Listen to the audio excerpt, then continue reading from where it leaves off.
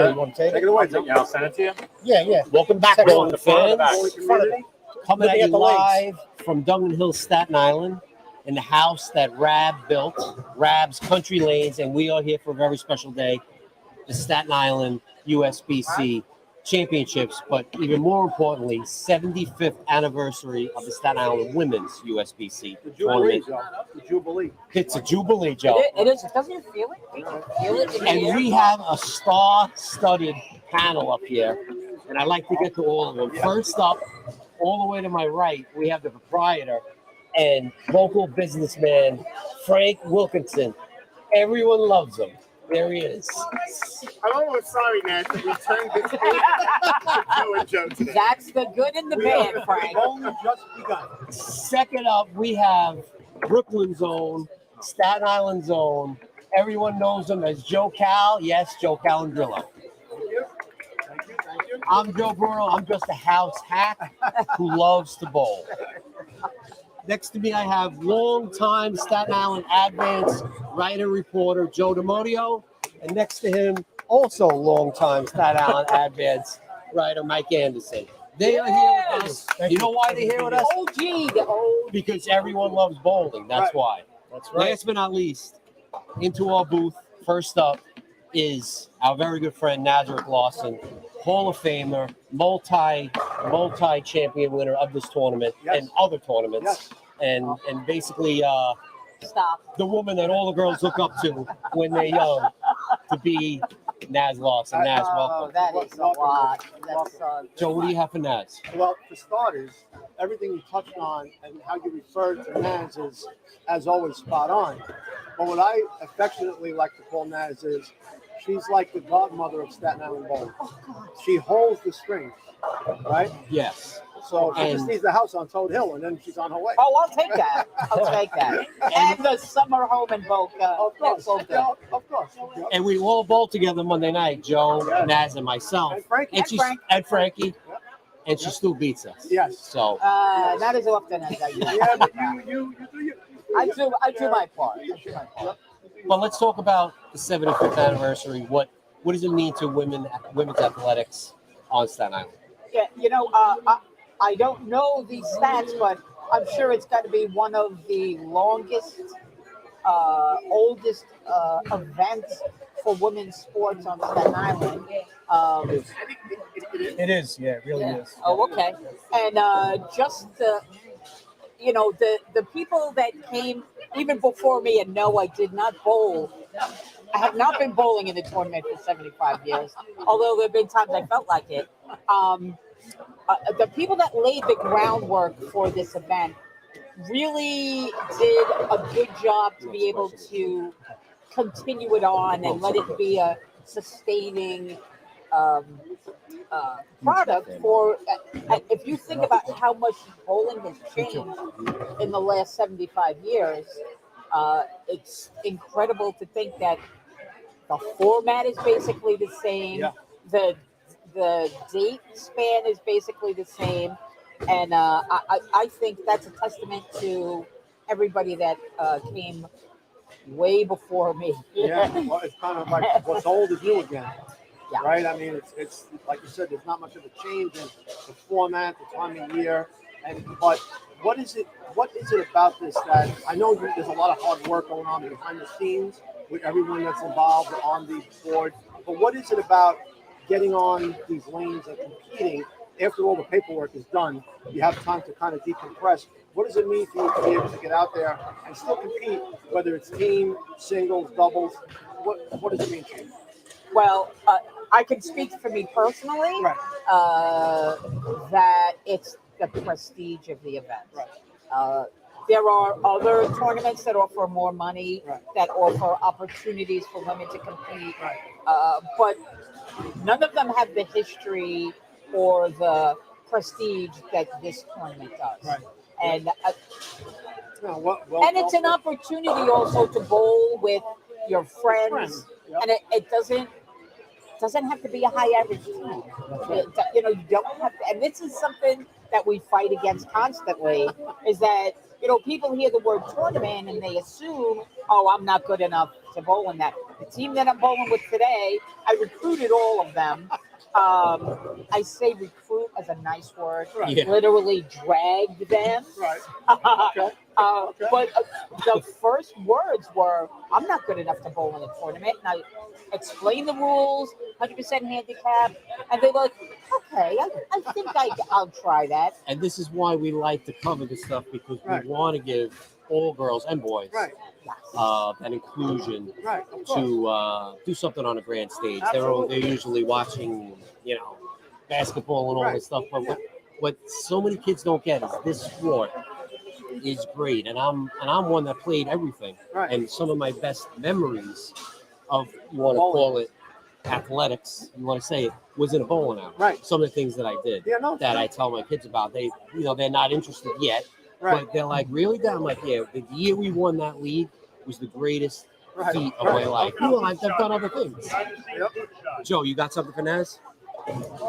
I started covering the event in 1987. Naz was there. She's It one of was the a baby then. How's that possible? Naz is one of the goats. I mean, Peggy Garbarino's Yes. probably right there up top. She's at Naz the is top. right there, probably second and third, or probably second. I would put her.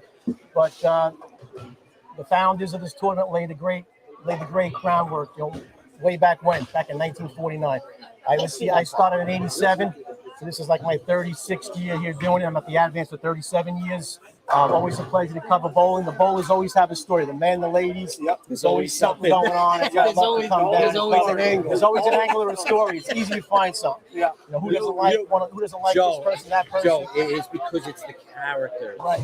You bring in so many different Yeah. characters It's that, unbelievable. like you said, there's so much material you can't even cover it. Right. We deal with it every week, Right, like the different personalities, the cocky guy, the quiet guy, Where's Rocky Salemo? the bragger guy. It's so funny. And you know what? Everybody gets along. Yeah. In some weird way, I love all the people that I've crossed, and I can imagine all the people that Naz has crossed. Yeah, it's very inclusionary, It is. this sport, and that's what I kind of love about it. Yep. And actually, this year I got to kind of get back into coaching a little bit, along with Joe, More. coaching Oh, Maverick. more high school, Horns up. and it's so good to be able to teach the sport to kids who, I mean, we have a mix of kids. Yep. Some have grown up in the sport, Yes. and some are brand new to it. Brand new. But having a conversation with a parent this week, they talked about how they love the sport for their kid who's just bowling Yes. this year for the first time, Yep. coming out of COVID, where there was really Nothing nothing for for them anybody. to do. Yeah. So that's what I love about this sport. And Mike brought up that point after covering high school, how he noticed it's just the camaraderie of Yeah. whether it's girls or boys. And like you guys said, first timers. You're part of a team, you're putting on the uniform, you're putting on the shirt, and boom, now all of a sudden you're a high school You're a athlete. member of And, part of and something, that, yeah. I cannot stress the importance after having 3 sons of my own Right. of having something outside of school that you're committed to. So bowling offers that. I got more involved because I wanted to be as good as I could be, but that gives you the opportunity to continue on after high school That's right. being the best you can be. That's right. And some of the other sports you can't do that. So that's why I love it. I fell in love with it so much. And I'm still doing it till this day. Yeah. And I actually made most of my spares the other Yeah, night. you did. Wow. Finally. I know. Yeah, I mean, at He 50 didn't years leave old. many, by the way. By the way, I bowled He didn't 750 leave the other night next to you. Exactly. Did you see that? He did. He didn't leave many spares. Thank you. So it Naz. was easy to make most of it. Right, yeah. But just to reiterate, what Naz was saying, I covered high school girls and boys bowling from 2000 to 2013. And, when I first started, it always amazed me of how all the girls and all the boys picked each other up. It didn't matter what school they went to. Right. And a lot of it had to do because a lot of the kids bowled with each other in those youth leagues on the weekends. So they already had that friendship. So even though they went to different high schools, even though technically Right, they were they still rivals, had they that were always picking each interaction. other up. And Yes. I remember a couple of times, like the first year or two, I always go to Naz, and it always remarked me when I was like, a girl from Tech would miss like a spare, and the girls from Curtis would be like, "Don't worry about it, you got this." Like you pick it up, and I'm like, How does that happen? you see that in other sports. Like when I covered football, at the end of the game in football, they're all slapping hands. Some kids knew each other from the Right. neighborhoods Right. and stuff. but it was always different in bowling. They always picked each other up. It was, they always wanted to make sure everybody left with a smile, like even if they lost, and then even sometimes afterwards they would stay and they would work, and sometimes they would come before the match started, and like other teams from other girls would go to them and say, "Oh, this is what you're doing wrong." Like they didn't care that they were playing each other that day. Yeah. They technically helping the girl fix a spare could have been the difference between a win or a loss that day. Yeah. And they didn't care. They just wanted their friend to have like a good day and a good game. And that was the one difference with bowling that I always noticed. And I'm gonna just put a little ad here. I think that part of that comes from the atmosphere that we work hard to create here at Rams. And the Wilkinson family, my family, we try to encourage sportsmanship in the kids. And they go to competitions in other places, and it's not necessarily like that. But we're very proud. We're very proud of that.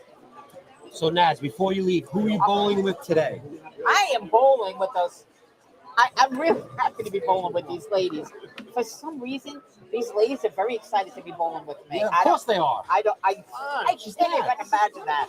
This is a lot of pressure. This is more pressure than bowling. I'm sorry. Go ahead. No. So you're bowling. Who are you bowling with? I'm bowling with Rosemary Scott, Josephine Piscopo, Ann Piazza, and myself.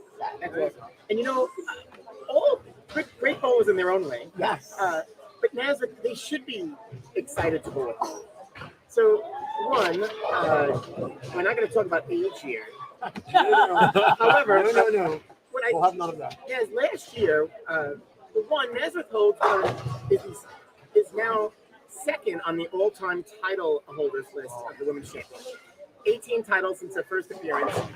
Most of them are team in all events, which is awesome. And when you talk about bowling with these ladies, you've bowled with your daughters over the years and held titles with that, which I think must hold something special in your heart, knowing you.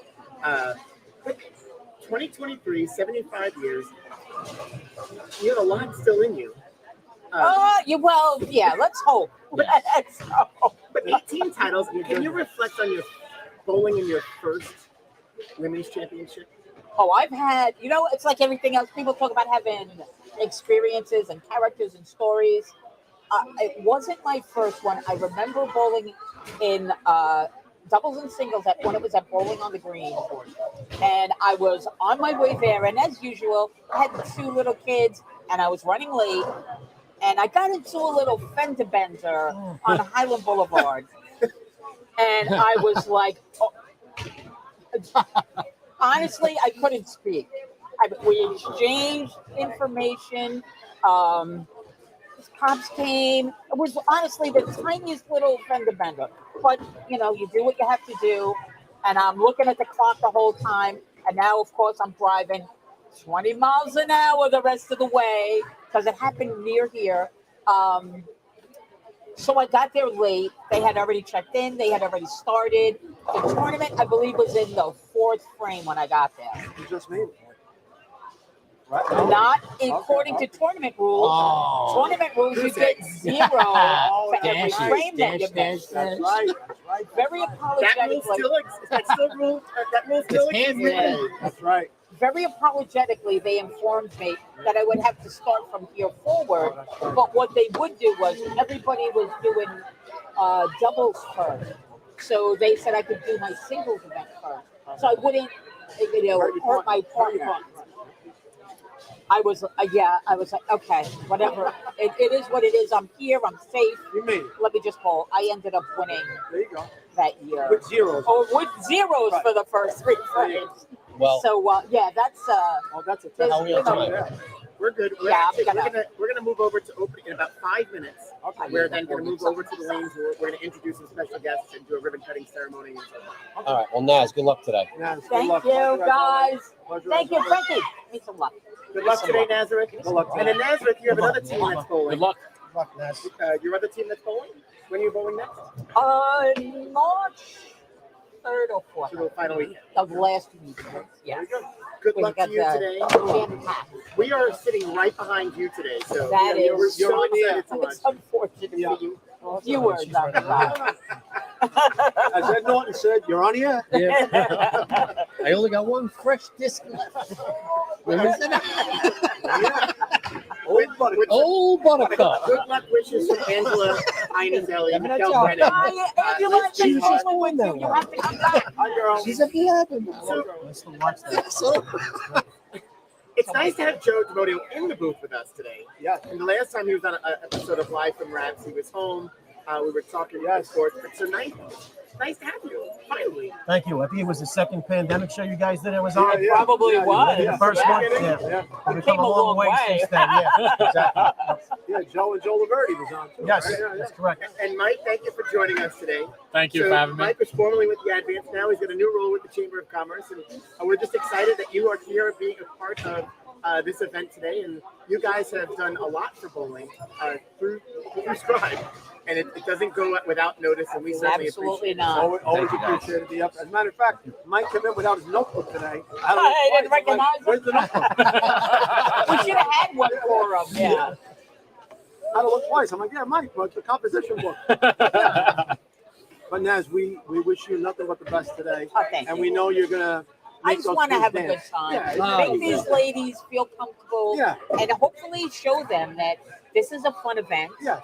And put together your own team next year. Bring some more people in. Right. Because honestly, we want the event to grow. Grow. We want it to And, grow. there is a lot more of that level bowler than, Absolutely. than the high level bowlers. Yeah. And we want this tournament to grow. To grow, and I'm sure it's going to. Men and And the men Yeah, and too. the men and women, yeah. They're in same boat. Same boat. Yeah, I'm bowling team next Sunday, and the weekend after that, I'm doing my singles and doubles. So it's always a tournament I like to look forward to and bowling it too. It's prestigious, like you said.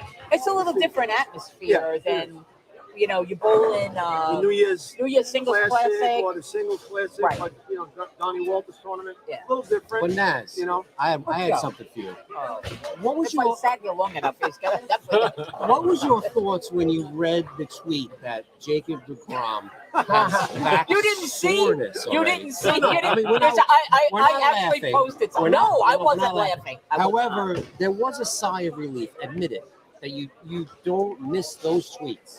As a Yankee fan, I can't I comment. don't miss them, I Joe. don't. Isn't there a sigh of relief like, oh, I Yes. don't have to think about this at work now? Yeah. Actually, I I do. was Yeah. I was kind of happy he's gone. I mean, it was always drama around him. Yeah. Won 5 games last year. We brought Verlander. He's going to probably win about 12 to 15 games. We got a guy that's going to pitch every 5 days. Have to worry about taking a month off because your side hurts, your back hurts, or your arm hurts. I love the guy when he was in tip top I mean, form. we love them, Great pitcher, but you know what? but sometimes It's come and gone. Yeah. I'm It's happy to so see him hard. go. Listen, you get a big contract like that for 4 years. I mean, you I can mean- say how much you love the city of New York, but I mean, someone's going to pay you that I kind mean, of money. the Texas fans, the GM Chris Young, very excited. They have a legitimate Oh, yeah. top flight Yeah. ace. And even with but this is even what you without get with him, it. their pitching staff is really good. Yeah. But and listen, I honestly believe that part of the decision to sign him was he puts people in the seats, puts Sandy's in and the he seats. puts Yep, people yep. watching, that Yep. watch the game. Yep. I struggled with DeGrom's inconsistency too over the last few years, but when he pitched, Oh. you couldn't miss it. You Yeah. had to watch Much- it. Uh, much- I mean, it was at any time Yep. he was going to do something fantastical. Yes. Unfortunately, those moments became Far afield. Yeah. farther Less and and farther less. between, Right. less and less. Yep. Doesn't make him any less of No. a talent in his talent, No. but it's so hard to deal with the. Yeah, The when I saw, and it's not just the tweets. It's because I have to read all the responses. Yeah, And me some of too. the things are hysterical. I mean, I read for the comments more than I read for the actual tweet. Right. Because it's yeah. Yeah, I we think the need to thing know is, that. Still you love also got to DeGrom. remember with DeGrom, I think a lot of it also is credibility that Texas was trying to get. Like, remember the Mets had that history that when Sketchy. late 90s when they were like, no one really wants to come to New York. They were Yes. using the Mets for leverage. Right. Yeah. And then all of a sudden Pedro Martinez signed, and everyone's Yeah. like, oh, he's not the Pedro of the Red Sox. And you're Yeah. right, he wasn't. But once But it he gave them a came, little it something. gave them the credibility. Then Beltron came, and then all of a sudden people were like, "Oh, maybe now that it's on the turn." And Yeah. Texas spent a lot of money last year; it didn't pan out. But now with a guy like DeGrom, people are Right. starting to notice. Beltron Like, is starting a new love affair with Yeah. him. the Mets. Yeah. I know there's rules and regulations. One last baseball point. I know the bowling fans, they want bowling, but they go hand in hand. Yes. Because when you're bowling in league, basically you're arguing with What baseball? About people baseball. 3 pairs over the Yankees Mets. It goes on all night. But there must be some sort of rules and regulations about releasing injury information. But I gotta say, if I was Texas, I just would have held that. Yeah, Yes. me I too. just would have said, you know what? We don't need to He's get, yeah. Yeah, he's home with his. he's not ready. He's on the complex, but Dealing with a he's family taking thing. it Yeah, easy. yeah, yeah. But I can't believe they released it so soon because everyone throughout all of MLB was like, "Is this guy serious? You can't get through a week." But good luck to him. Maybe we'll face him in the finals. Maybe. That would be a nice place to see him. Yeah. Because then he could only pitch what? 2, 3, maybe Him, maybe 3 twice games. maximum. Maybe 3. You don't Maybe 3. have to worry about it. They're coming to City Field. Texas is Yeah, coming yeah, to City that's Field in right. August. We got the But West. the key is when you face the Grom, you got to keep it close to 5 innings. He'll be gone in the Right, right, 56th. right. And you win the game. Unless he's like Syndergaard, Right. and suddenly he won't Right. pitch. Right. Yeah. Right, they'll set up the We'll have a rotation mystery injury. so that he can't pitch when he's in the field. Right. Yeah. I think he would get a nice welcome anyway. He would. He will. He will. I think in the end he will. He will. He will. Well, Naz, good luck today. Thank you. We'll I'm gonna get more. Good luck, guys. Yep. Thanks, guys. Good luck. Thank you. Yeah, Jen. Jen Jansen, as soon as Naz vacates. vacates, bowler. you can come in. She got her name. Jennifer Jansen. Okay. I'll And give you she's room, Jen. bowling Yeah, Jen, sit phenomenal. right between me and Joe. Jen, big Ranger win last night. Oh my Jen. God, that was a terrible first period. Wow. They really pulled it back Wow. out. 7 in a row. Yeah. Wow. 7 in a row Was for it the Rangers. 4-1? Did they get to They were down 4-1. They wanted to shoot out. Yep. That was a They good did. shootout, too. So Jen Jansen bowls with Joe and myself on Monday nights. Her first year in the draft league, Yep. and Wow. she's taken it by storm. She Yeah, won the indeed. first third already. Yep. She's got to be averaging 220 as a C, and we have it Not bracketed quite. A, B, and C in terms of level, so everything is even. And Jen came in as a C, and she wound up being one of the top picks. And she's destroying everybody, and I just wanted to give you kudos out to the bowling community that we're very proud of the performance that you put in. So talk about today. What's going on today? Who you bowling with? I'm bowling with Fabiana, Melissa, and Rebecca. They asked me last minute, and so I'm doing 2 teams this year. I'm excited. They're really great women, and this is a fun event. This so. is the 75th anniversary of this organization, and let's be honest, 75 years is pretty good. You know, that's pretty good. We talked about it before you stepped into the booth. How great it is that young female bowlers can, no matter, regardless of skill level, can start bowling, meet people, belong to a team, maybe join a youth league, then eventually maybe bowl in high school, and how important that is just the overall growth, you know, in sports and life. Well, and it's it's- great that my kids are going to have something to look forward to. 'Cause Right. They're new bowlers Your too. daughter's Say hi to your Both- kids. Say hi to your kids. They're not- they don't care. Come on, say They hi. don't talk to me at home. There's millions of people watching right now. This is the highest rated bowling show in America Ratings right bonanza. now. They bowled this According morning. to the Nielsen rating. all right. hopefully Well, Number they one. get to go in high Number school. one. Number one with a bullet. They will. So we wanted to just say hello, and we wanted to wish you luck today. We wanted everyone to know Jen Jansen, one of the top bowlers in our league right now. I'm glad you brought that up because maybe I'm sure Joe and Mike, and maybe you don't even know, but the last couple of weekends we had the Valentine's no tap doubles around here. Okay, meaning for you, most bowling fans out there know no tap means if you throw a 9, it counts as a strike. But for the ladies, 8 and 9 count as a strike. Now in Jen's case, she didn't need the 8 to count as a strike. However, I can let 10 pins all day. that being said, and you're in good company Perfected that, there. You're in good company there with the tempting. But that being said, Jen bowled a 900 Wow. twice. She had 2 900 series bowling the no tap. She was just locked in. So if you throw the ball half as well as you threw it in the tournament, and pretty much half as well as you do on Monday night, you're going to be fine, Jen. We want to wish you luck.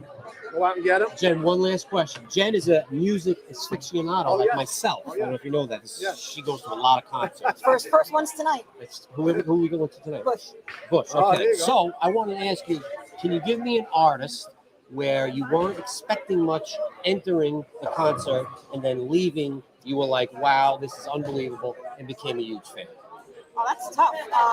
Actually, the Struts. Struts. They opened up for the Foo Fighters a few years ago. They're amazing. So you walked in, who are the Struts? Walked out, I love the Struts. Yes. And I've seen them twice now. Excellent. So Good check luck out the today. Struts. Good Thank luck you. today. Well, go get it, Dan. All right, I want to bring Kathy Wisniewicz in next. I don't know where she went.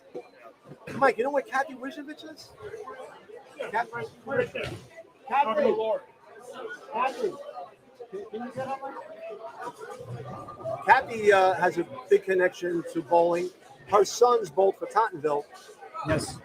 And her youngest son, Jason, currently bowls for William Patterson College. Tremendous bowler. I don't want to steal any thunder. We'll let her. Come on in, sit Kathy, down. sit down. As they said in The Sopranos, Azet.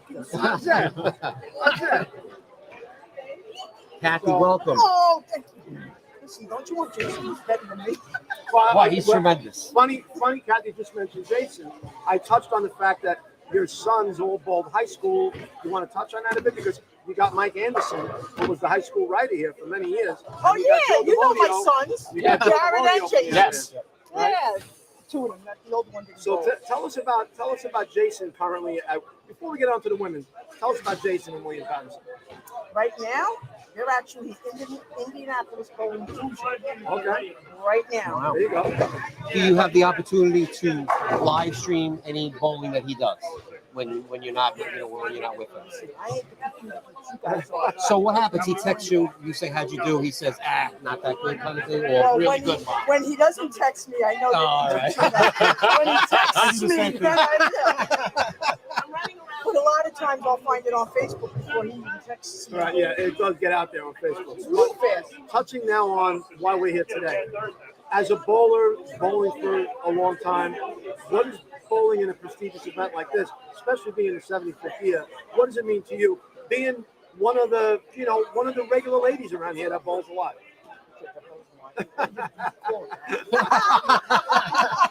Trying to be nice here, guys. I didn't realize it was. That's the microphone. So. Yeah, no, the world is listening. I know. I In didn't fact, realize it was. Joe, are we up to 1 million viewers? We are on 1,370,000. 1.3 million viewers.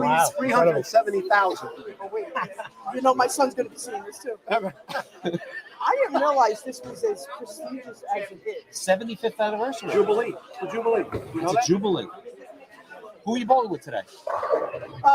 Michelle Dash, Erica Kavanaugh, and Calista Ivorone. Oh, Calista Ivorone. Calista, I bowled the other night. Monday, she bowls in Yep. the league against us. She's very good. Yep. We caught her on an off night, luckily, Yep. but she's usually unstoppable. Yeah, she's around. really good. She's too. always. She's right around the pocket. Well, she's been bowling with my kids since they're about 4 or 5. She was another Tottenville bowler. Calista was the Tottenville bowler. Yep. Wow. Yeah, my kids, they all started at bowling. I better run home. I got Joe Callum, Joe Bruno on TV. We're on the air here. Security's supposed to stop me. Well, Joe, where's security go? Security's supposed to stop guys like Yeah. this. I don't know. Guys Security. Guys, Security. how you been?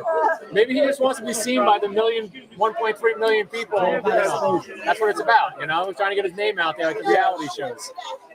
So, Kathy, we want to wish you all the luck today. Kathy, good luck. Thank you. I hope you get some of Jason's karma today when you're on the line. I mean, you are a lefty, just like your son, right? So, It's the only one. The other two right, right. exactly. But the good one is a lefty, right? I got it right the last time. There you go. We wish you luck, Kathy. Thank you. Good luck today. Good luck. What do you need? Who else we want to get in here now? Eric. Erica or Mike Ross? Oh, Right there. let me see what he can do. Hold on. Have a seat in the middle. Once Frank They have to starts get talking, a I All right, so I need to get to that locker. So Oh, how this is wow. going to work. Oh, you got to get to your locker. Oh, what number is it? This is a first. Okay. 950. All right. How many? Oh, Everything's it's fine. everything's coming out? No, only the yellow. As we Live say, TV. Live in TV, broadcast you know? television, You never know what's going to happen. we're having technical difficulties. Please stand by. Joe went to ABC for like 40 years. Yeah, that's it. And the yellow one. So when I used to tell him I liked a certain show and it was NBC, he'd be like, What is this cable? We're doing a broadcast of the women's tournament. Yes, you got it. My wife will be broke. Yes, if she's bowling, she'll be broadcast. Yes, there you go. That was Captain Good Gomez. luck to you. Good luck. no. Thank you, buddy. You got it. I don't think me. Long last What? name. Later. Jason Wishnowitz. Oh, the ball, right. Novitz or something. Really good. Oh, I'm sorry, Joe. Joe, that was almost like the honeymoon is when they were on the air. And if my wife Trixie says anything, I'm going to bump her right in the nose. Oh, look, there's a piece on there for fly fishing, which was totally ad-lib. Can it choreograph? Oh, it can The choreograph. piece comes off, and Jackie Gleason says, "Oh, there must be something on there for fly." I mean, and they just keep rolling. The guy was the master. You know how many times those were ad-lib, those lines, and they just said, About half the amount of leave it time. in there. You know, 'cause it was Yeah. So we got Michael Ruff, who is one of the new young up-and-coming board members. And Mike, before we talk about this event, why don't you tell us a little bit about what we have coming up on April 1st that you've kind of segued into helping run for our friends on the Yeah, so Singles Classic, 45th year, Johnny Walters.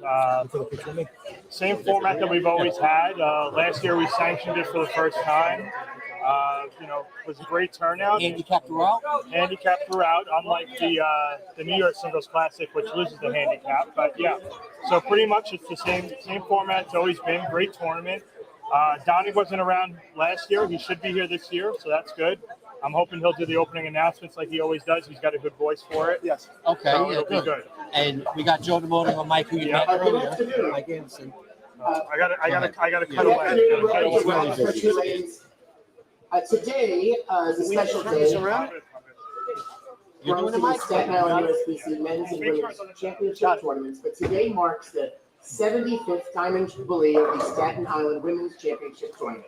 The tournament was formed in 1949 by a group of what we'll call trailblazer women who were working together to form the Staten Island Women's Bowling Association. And this event was part of them receiving their charter from the WIBC for Women's International. 75 years of women's bowling, and today marks that event, and we couldn't be happier. And we're going to celebrate with some special guests. So first, these ladies we're going to introduce are what we call champions of women's bowling.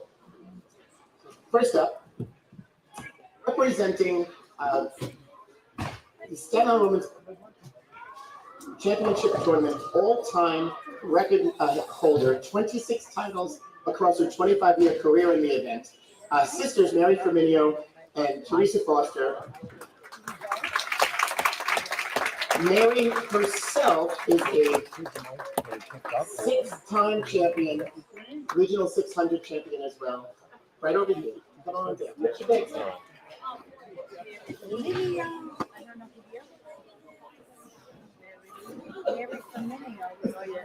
If you want to know something about women's bowling, ask Mary. Please. She'll be happy to tell you.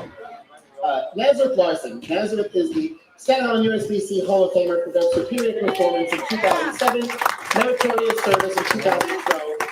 Last year, Nazareth slated to second on the all-time records list for the most titles won, a total of 18 since her first title in 1989. Also with us today, the proprietor of the former Victory Lanes. She was inducted into the Staten Island USBC Hall of Fame in 2019 for meritorious service. The matriarch of the McAuliffe bowling family has served on the boards of the SIWBA, SIYABA, and the Staten Island USBC in many capacities, and holds several women's championship titles in her own right.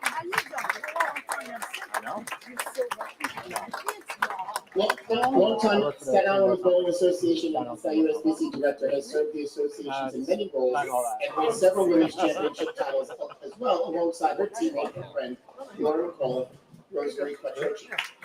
I can move over a little. In 2011, this young lady made history as the first bowler to roll a perfect 300 game in the then 62-year history of the Women's Championships. With us today, Anne Marie Rubolano.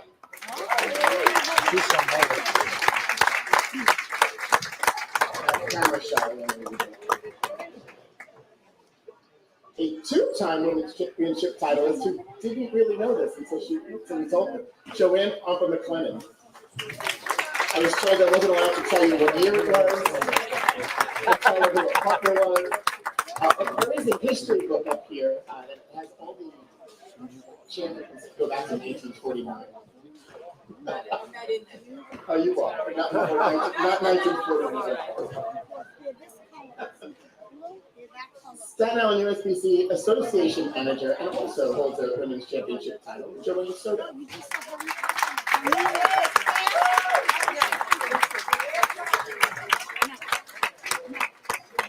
Inducted into the Staten Island USBC Hall of Fame for superior performance in 2001.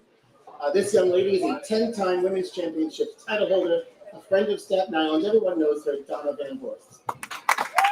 Also known as DB Still.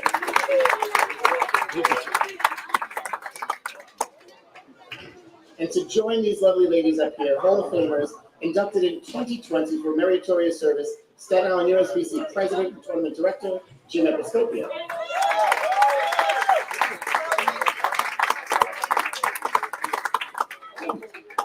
Inducted in 2015 for meritorious service, past USBC past President and Vice President Dan Moffett.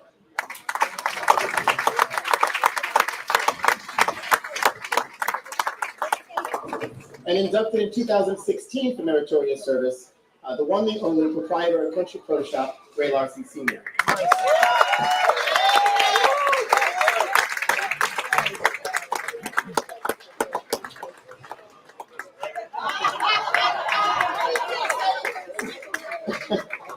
If you didn't know, we've been live streaming here on our Facebook and YouTube channels, and in the booth, Joe Calandrillo, Joe Bruno, former sports writer Mike Anderson, and the Staten Island Advanced Sports editor Joe Delodio. Yeah, Joe. Yeah, Joe. No. So Joe, if you log in and listen, you get to listen to whatever they're talking about. But Joe's been writing for the Staten Island Advance for a very long time, and he's had the opportunity to cover women's bowling, and I'd like to give him an opportunity to say a few words. Well, thank you for having me. It's a great event. I've been covering this championship. It used to be called the Staten Island Women's Bowling Association. I started covering in 1987. I remember going down to Gloria Simonson's house in Westerly with all the board members down there. It was like a top secret. They would give you the winner on a Sunday night who would won the event. You have a story come out on Tuesday or Wednesday. Most of the times it was Peggy Garbarino who won it on. Then it became Naz Larson, Naz Lebetti, then Naz Larson. But it's great to be here. It's a great event. Ladies have done a great job. The founders laid the groundwork, and it's basically the same event today. So thank you very much. Appreciate it. Thank you, Joe. Also with us to mark the occasion, representing our Congresswoman, Nicole Maliotakis, District Director Sherry Diamond.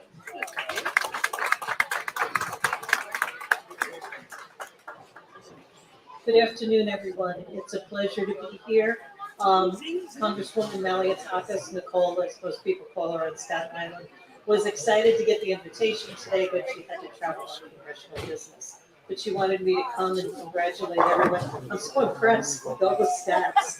It's just wonderful. And to congratulate Frank on Rabs Bowling, hosting this event for so many years. We all know he does a great job. We're all so proud of him. So thank you so much for inviting him. I think he invited me. He said it was the 75th Diamond anniversary. My name is Sherry Diamond. So I thought, oh, maybe it's a party for me. Thank you. Thank you, Sherry. Sherry, you certainly will celebrate you. So with that,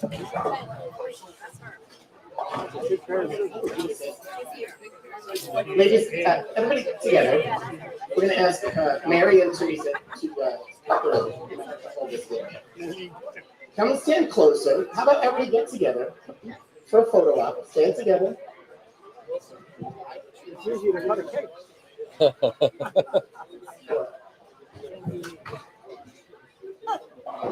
You might have to go further up. Okay. More tension. More tension. checked me in.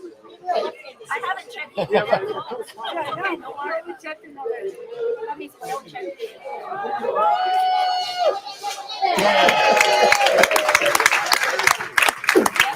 Sometimes it's not, sometimes it's not.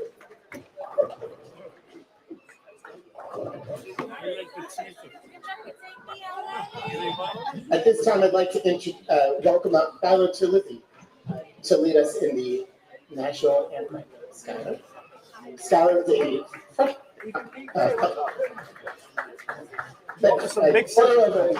It's easy to cut a piece of chocolate. from a bowling family, a freshman at Tottenville High School.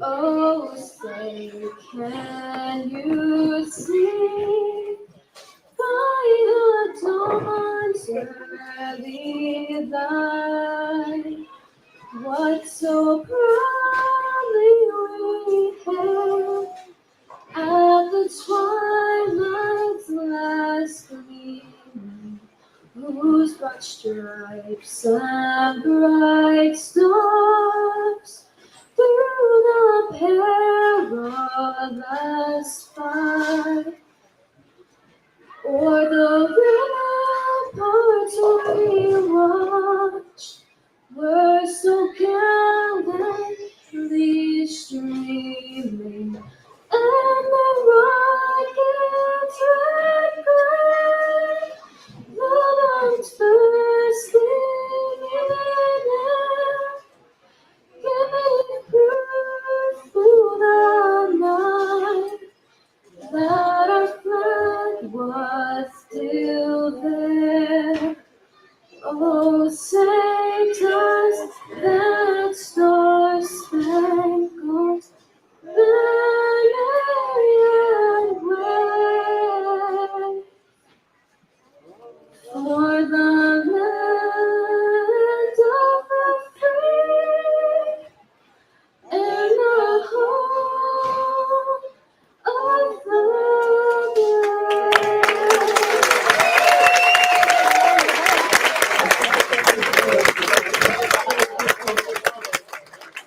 brave. Thank you, Skylar.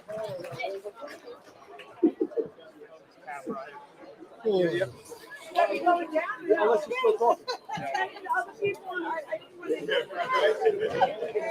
So,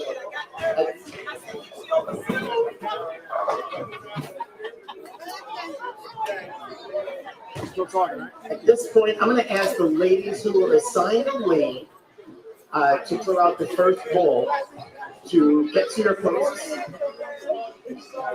And once everybody's in their posts, we're going to kick this off at the first ball. So, I wonder And how then much we'll be ready longer to start today's competition. he's going to want us to, I don't know, cover all the matches or bring people Okay, up. We the got to following ask. people, either I missed you or you came in late. Michelle Dash, 40, lane 47. Okay, good. Samantha Smith, lane 40. Fran Smith, 44. This is the throw out the first ball, not where you're bowling. Rebecca McGalley, 43. Jennifer Jansen, 42.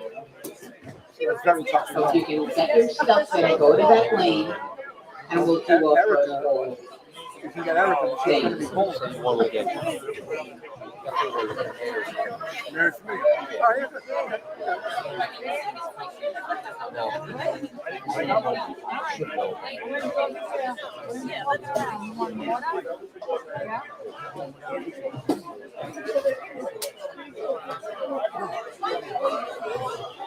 Oh, yeah.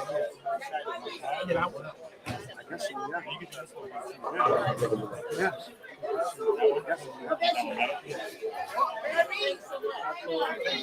You know, he's driving for a piece of beef. I love it. Doesn't make me a bad person. Ladies, hang on. We're going to do a countdown once everybody's in place. Stay away. So, first ball out together. Right? Joe. 100%. Good job, Joe. Thank you.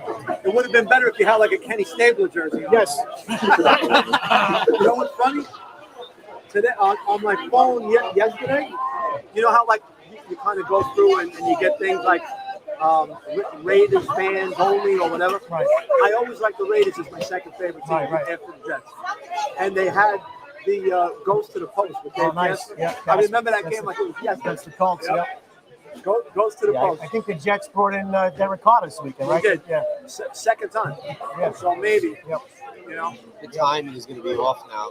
They're saying though that the Raiders are going to go after that kid Will Levis from. Yeah, Levis. Yeah. Yeah, he's not bad. Yeah. From Not bad. Kentucky. Yeah. Mel Kiper has him as the top few favorite. You know, in that business, you Yeah. roll I mean, right. So yeah. actually, can't blame the guy. Demarcus Russell's the top pick. Right. There you go. That was a bust. Yep, like Zach What's Wilson. up? How you feel? Yo, what's up, boss? You need me? You need me? Auntie. He's bowling. Coach Bruno. I'm bowling, yes. Coach How Mikey. are you, sir? How we Good. doing? Good, How you man. feeling, all right? Good, yeah, you? Good. You bowling today? I'm bowling now, yeah. Oh, good. So, Joseph Tilly, Masenko, and Phil. Good. Okay. Where they put you guys? You over here? Yeah, we're by ourselves. All right, I'm good. 33. All right.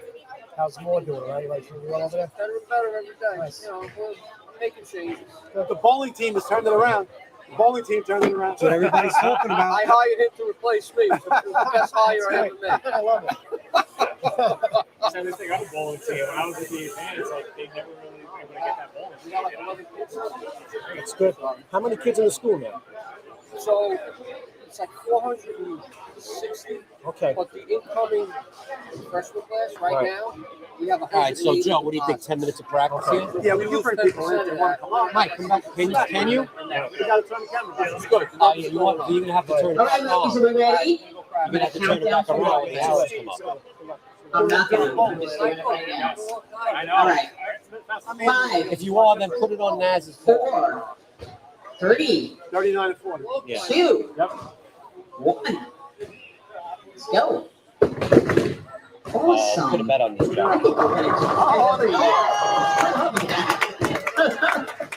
We're good. We're good. Now we got to make sure Mike can be heard over all this, right? Are we going to be heard over all this? Thank you. You want us Thank to you. come closer or something? It's picking you up. Hang on. We're good? Yeah. The lanes are going to come off, and then they'll come on for practice. Anybody out there for a sound check? See if anybody is. Yeah. To all of our millions of fans out there watching, now that the lanes have been turned on and the ladies are We bowling, did that show all this the week in the background draft noise, league. can you hear us? Say that Somebody responded to the yes. bowling show on YouTube. Are we coming through? That's good. I said, no, man, I'm just making It probably is. Don't I say one? We used to bring up all the new cities that we brought in that signed up, like Akron. We bring up. Crazy Oh, wait, names. Liz just said We're sounds number awesome. one in Cheyenne, we're in. Wyoming. That's great. We're good. We got the thumbs up from our friend Liz DeHart. Said, Okay. sounds awesome. So we're back with Mike Ruff. So, ladies, before we get started, also bowling in this squad, He loves it. title holders over the last several years. Liz DeHart, though, Kathy sporting Richards, director on the state level. Michelle Another Dash, Staten Island woman. Erica Kavanaugh, Big one. Callista Ivarotti, Jeanette Staten Yolo, Island Hall of Joella Fame Hepburn, as well. Samantha Smith, Fran Smith, Rebecca Aragali, and Jennifer Jansen. Congratulations, ladies. I'm going to pass the microphone over to the illustrious Jim Episcopian, who's going to open it up with all the things you don't want to know about the song. Congratulations. 75 years of women's bowling, something so don't be much to nervous, commend. but We the look forward to camera's on. celebrating over the next 3 weeks. While you're bowling. Good afternoon. Tell them how many viewers right now. And again, Don't worry. once more, a round of applause for the women for their 75th anniversary of the women's tournament, and to our host, Frank Wilkinson, did a marvelous job in the beginning. Thank you, Frank, very much. All right, ladies and gentlemen, you will be bowling 3 games today on the same pair of lanes. There is also 2 more weekends of bowling and 2 Fridays. For team, we have Friday morning at 10 o'clock, a team event, and the 26th and 5th of March for team event. Singles and doubles, we have tomorrow's squad, 19, February 19th. There's still time to sign up for that. And the doubles tomorrow on the 19th. Also on Friday the 25th and March 3rd and 4th. You are allowed to bowl 2 teams as long as 2 members of the team are different. And you're allowed to bowl 2 doubles as long as one of the members are different. Again, thanks again for attending. And everyone bowl well. When the lanes come on, you'll have 10 minutes of practice, and then you can start bowling. So have fun, and good luck to all.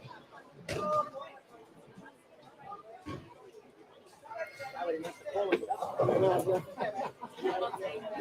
didn't have to play the Oscar music. Yeah. All right, so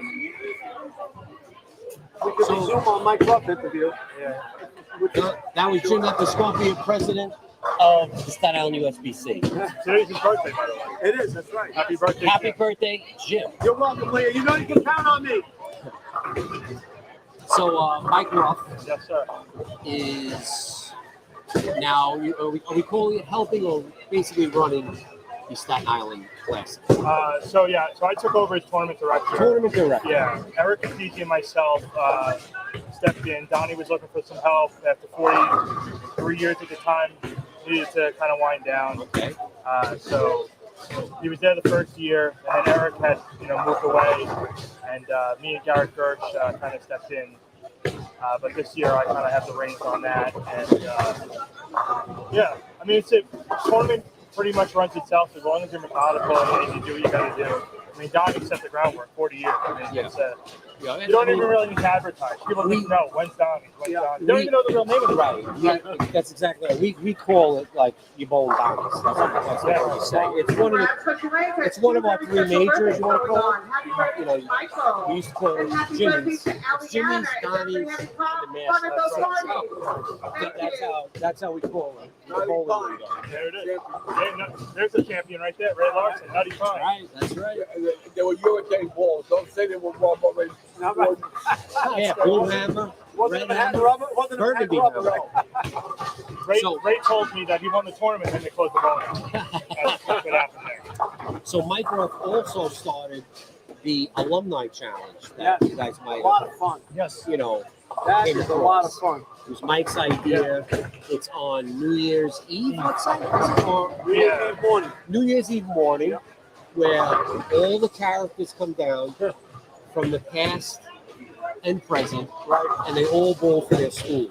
So, and I must say, it's in Baker format, which is Great event. you bowl in 2 frames a game, 1, 2, 3, 4, 5, and then repeat. And you bowl in 10 games. It's a lot of fun. You get to see people you haven't seen in a while, people you bowl with in high school, people you bowl with in league, and it's for bragging rights. And I really have a good time with it. And Mike, it's a shame that Mike doesn't get to bowling it, because that's how much fun it is, because he's running around like crazy organizing. But so Mike has a little bit of a knack in running tournaments. And I'm here to say you might as well keep it going, because it's not easy to do. Yeah. You said that it runs itself. That's complete nonsense. I don't know. But you're being humble. It needs to be put on a tee before we can hit it. And Mike is the guy that does all the setup and puts it up on the tee. Yeah. But I mean, I have a very good, support system. I mean, Battle of the Schools traditionally was a high school student event For the kids only, right? Terry Hardin ran that, Raps has ran that for like 20 years, and that all kind of started just from us saying, do you think the adults would do it? And Terry Hart at the time was like, what, what would they vote for? I'm like, well, they'll vote for a donation for the school. They'll never show up. And we had 100 guys show up, and it answered a lot of the questions. It's like, oh, if I only bowled with them in high school, we would have won every year. It's like, well, Great you know, point. put up People or do say that. shut up. That's one of the bowling things. You know? But so the winner sends a donation to the bowl. Is it the bowling program or the athletic program? Of the school? So it goes to the school's AD with the intention of it being for the bowling. Okay. So and that last year was $1,000. Yeah, I think it was 1,000 and then 500 for second. So we do about $1,500 in a couple hours. I mean, I'm happy to put that money in because number one, I want the sport to grow, and number two, I'm bowling against my friends from the past.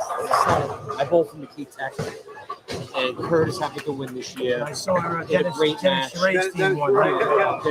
He'll let you know when he wins. Yeah, I know. I heard all about it. Yeah. They were very good, and another thing is too trying to beat your performance from last year. So like I've been bowling it for 3 years now, and I think we went maybe like 4th, 6th, 5th. We're trying to crack that top 3, which we're not able to do, but not bad. And the alumni division is now the most popular division, I think, right? There's more alumni bowlers than high school bowlers? or no? We definitely grow more alumni than high school. Yeah. So it's grown so much, and it's actually funny. I was just going to touch on the fact that they opened it up to us guys in other boroughs. So you got guys from Brooklyn like myself. They're at the Brooklyn High School game. So we just kind of gather, we call the outer borough team, and we get guys from whether you went to Bishop Ford or New Utrecht or East Bay or, you know, it's like you went to school in Brooklyn, you bowl with us. Yeah, I mean, at the end of the day, it's about raising the money for the program. So if somebody wants to bowl, you know, we get them out there. I mean, typical, the format is supposed to be you bowl with your school, but if you have 2 guys from a school and 3 from another and you can't make a full team, we get you guys out there. We don't turn anybody away. It's all in the spirit of having a good time. And Mike, I mean, one of the good things must be, as most people know, the PSAL and the Catholics, they don't go against each other during the year. It's 2 different leagues. So I know when I covered, you know, there was always that talk about, oh, if Farrell's A team could beat like Tottenville's A team because they never got a chance. So at least with the alumni, I'm sure the guys probably saying the same thing. Yeah, a lot of times it's the high school, the Catholic going against the public, they're chirping, or, you know, we used to do 15 games before COVID because that worked out to about 3 games bowled per guy. Okay. And we lowered it after COVID. We added a playoff format. But we probably had 400 games bowled from the top bowlers in Staten Island before we got a 300. Right. And last year we got our first 300. So, but yeah, definitely the public schools versus the Catholic schools debate. Which was, I think, Curtis beat Farrell this year. Farrell was really strong, but Curtis won it in the year before. C was in the mix. I think C won. Yep, C won the year before. C won the year before. No, that we're not getting the same winner every year, which, you know, is always good. You don't want the same winner every year. And it even goes kind of beyond that because you have people like Vinny D'Ambrosio, who was a PBA bowler. Yeah. You have Iron Horse winners like the McCulloughs, and then you have people who are just maybe advanced all-stars or won in high school, and they're taking these guys down in one game. That's impressive. So it's kind of bragging rights with that too. That you know what I really like about it? The live score. So while we're bowling, Mike is up there in the score. So you're on your phone and you know exactly if you're moving up or down. Now, I mean, if you're a vicious competitor like myself in a tournament that's donating money, I still want to win. And I'm like, look, we just fell behind the pace. I love that part. And doing it on that day must be, you know, nice advantage because, I mean, think about it. When you're in college, everyone talks about the night before Thanksgiving. Everyone comes home from college and you guys hang out. And, you know, like you said, more people getting older, like the alumni. So what's a good time when most people are off from work? Usually New Year's Eve. So like you said, people come down that morning, see some old friends, hang out for a little bit, and then they do their stuff in New Year's Eve, you know?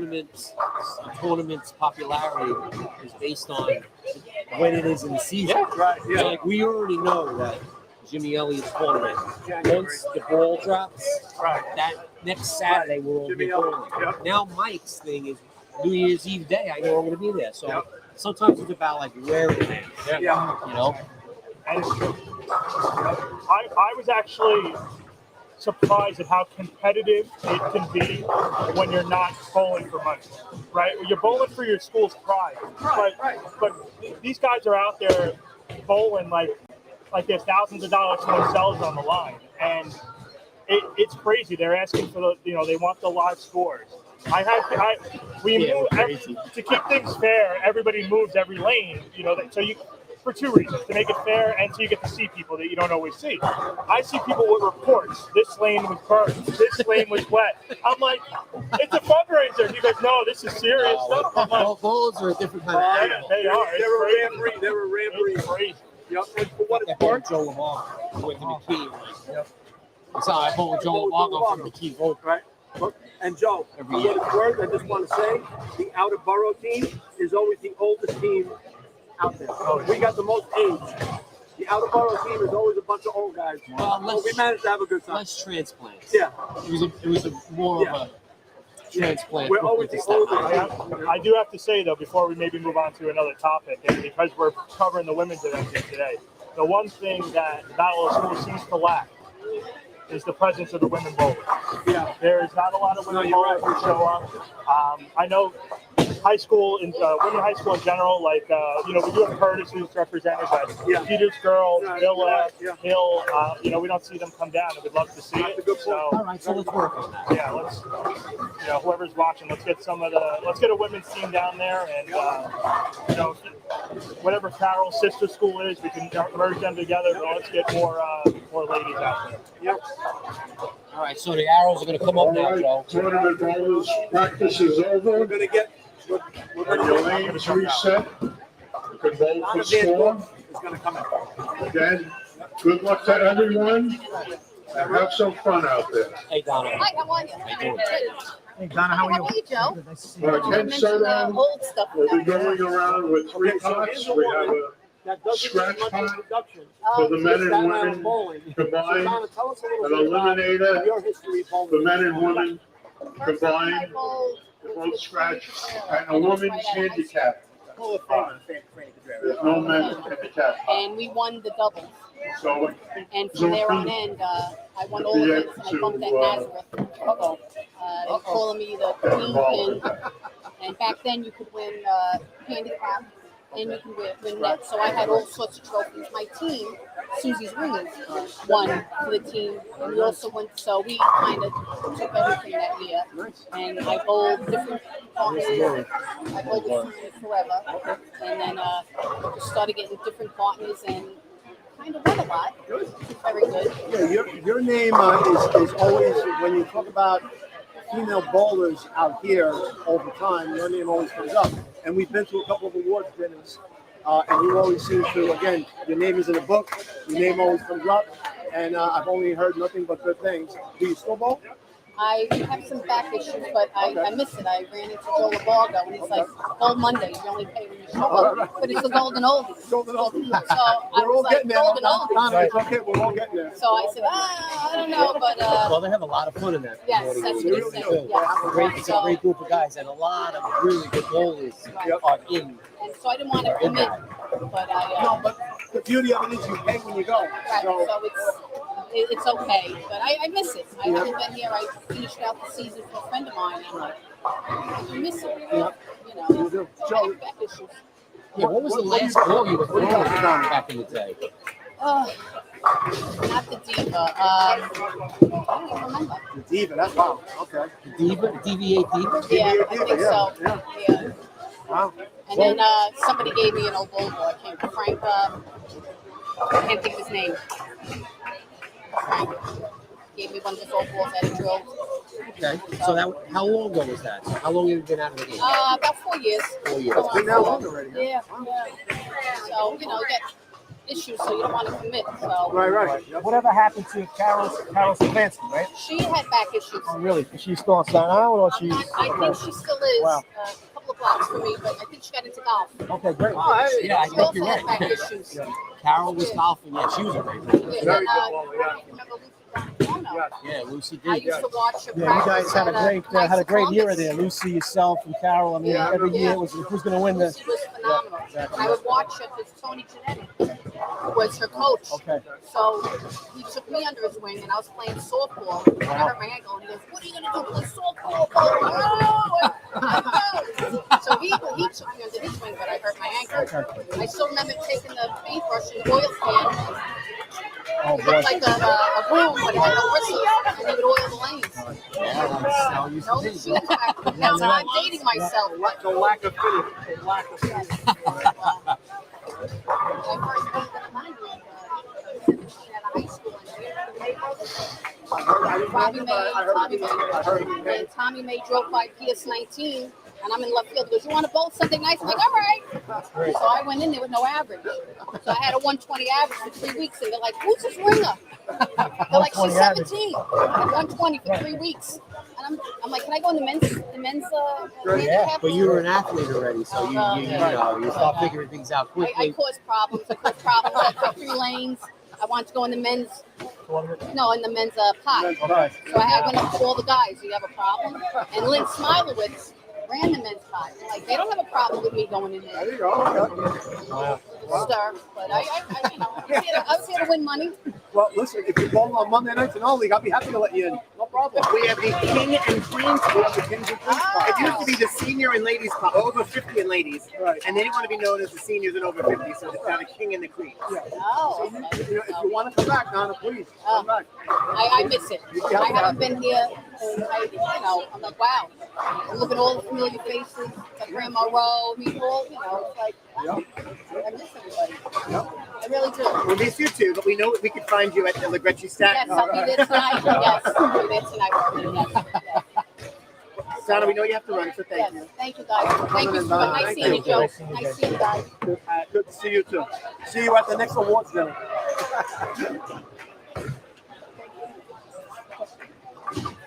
So the ladies are on the way, and I'm going to come here, but then we're going to bring in Mary. yeah, the ladies are on the way, and I'll tell you what, I've seen a lot of strikes, a lot of X's up there, making their marks.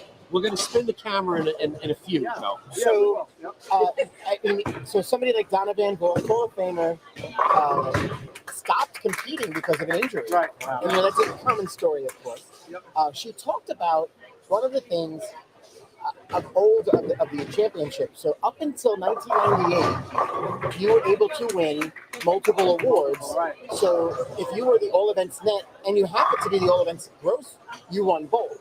In 98, after Lucy, Juan Antonio won in 97. It was like the kibosh. Right. And so in 1998 was the first time that you couldn't win both, which makes sense, right? So if you have the net, you can't win the gross. So give other ladies the opportunities.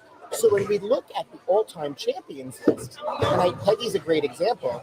She's got 26 titles, but of that 20-year span, she won both many times, including the team net and gross. Right. When you look at somebody like Nazareth, I can almost argue that Nazareth really is the top of that list because she doesn't have multiple of the duplicates in the same year. Right. I was going to put her above. She might have about 30 right about now. If she had, the duplicates over the time. We're gonna, before we flip it over to bowling, I want to bring Mary Firmino in. Sure. I mean, she might talk for forever, but hey, Mary. Mary. No? No, you don't want to come in? She's done. No? Okay. Careful. So Mary is a wealth of knowledge for women's bowling, and certainly she's a fountain of information. She really is, and really representing her sister for years. And I would say she's the one preserving Peggy's history. Right. Continuous, and which is awesome. And the stories are incredible. And the things that Peggy did in her time are probably something that nobody else accomplished. She went and bowled the national event, the national title holder. She also had held a national record for a period of time. A lot of those records are National title holder. Pretty cool. So, you guys enjoying yourself back there? Yeah, for sure. Oh, anything with bowling, we're always going to have fun. I'm always. Anytime a ball going down the lane, I have to look. Yeah. I have to see. So, Joe, Mike, a lot of new faces as the game evolves and changes. We have a lot of young ladies on the lanes today who we're gonna. I mean, at least I am. I don't know about some of you. You'll be nice, old and gray, and do flip the script.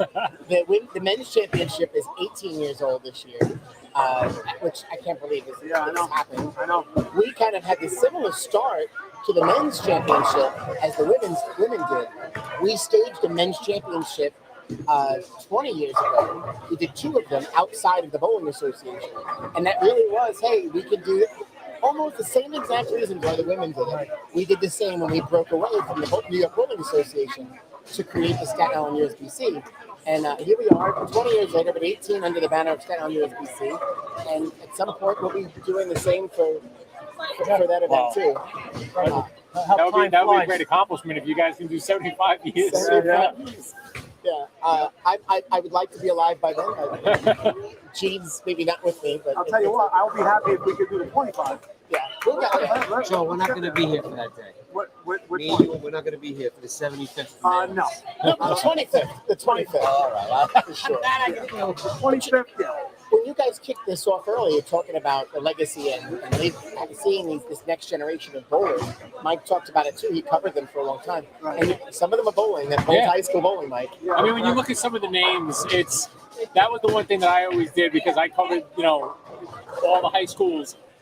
And it was just how quick they went into these tournaments. It was like, I just covered this kid 2 years ago. The kid graduated high school and they're already bowling in the women's tournament. They're bowling in these men's tournaments. Once you get that bowling in you, they don't want to stop. No. So you would think, they're done with the high school bowling. They're going to go to college. They're going to drift off. That didn't happen for a lot of them, Frank. You can attest to it. A lot of them are still out here and bowling, and now they got their kids bowling. Yep. Yeah, Nazareth gets upset when we talk about how the grandchildren come into bowling, and they're like, "Wait a second, you're still here?" Yeah. But it's true. Children of these kids that have bowled, which has been really cool. Somebody like Callista, who's making a name for herself in bowling. 300, shy of an 800. She's shy of 800 in the Wednesday night. Just impressive, and then in this event alone, working her way through it, earning a title with Nazareth. So fun to watch. And then you have this. I'm sorry, Joe. Then you have the complete opposite, where 2 ladies. I don't know if Naz mentioned it. Her mother's bowling with Marianne Oliver and Hermine Grandison, Brian Smith. They bowled together 50 years ago and haven't seen each other in all that time. Wow. Yeah, they haven't seen each other in all that time. So when they told each other, it was almost like, hey, she's still alive, she's still alive. Yeah. They got a bowl. One bowls once a week, one bowls 3 times a week, but they have never run into each other during that time. And they're bowling together for the first time, which is really cool. That's great. Let's flip this around, watch some bowling. Yeah, let's watch some bowling. They can still hear us, so. And so Greta Marion and Hermine bowl together. We get side action reporting from Colonial, wow. That goes way back. Way back, Colonial. Yeah, turn the camera around. Let's see what the ladies are doing. Michelle Dash is getting up on lane 41. Yeah, Michelle, her from the tournament. She actually won Donnie's tournament. Donnie's tournament, Yep. She's really throws the ball well. So right here. Yep. That was a good day. Yeah. Yep. She throws the ball well. It just anyone can win. Yep. So that's what's good about it. Right. So that's what Donnie always preaches. Yes, absolutely. That's what's fun. And Michelle knows the game too. I was talking to her before league. She balls on the Friday night league that I sub in, and she delivers a strike right on the field. But she was telling me about how she was having trouble with her wrist, and she had to drop from 15 pounds down to 14, and she knew that it was going to impact the way her ball rolled, the way her pin carry was going to be affected, but she made the adjustment the way that she had to by going down to another weight. She was able to move right, throw the ball a little bit harder, and it's been working for her. Which is the right, which is the right idea. You need a little bit more.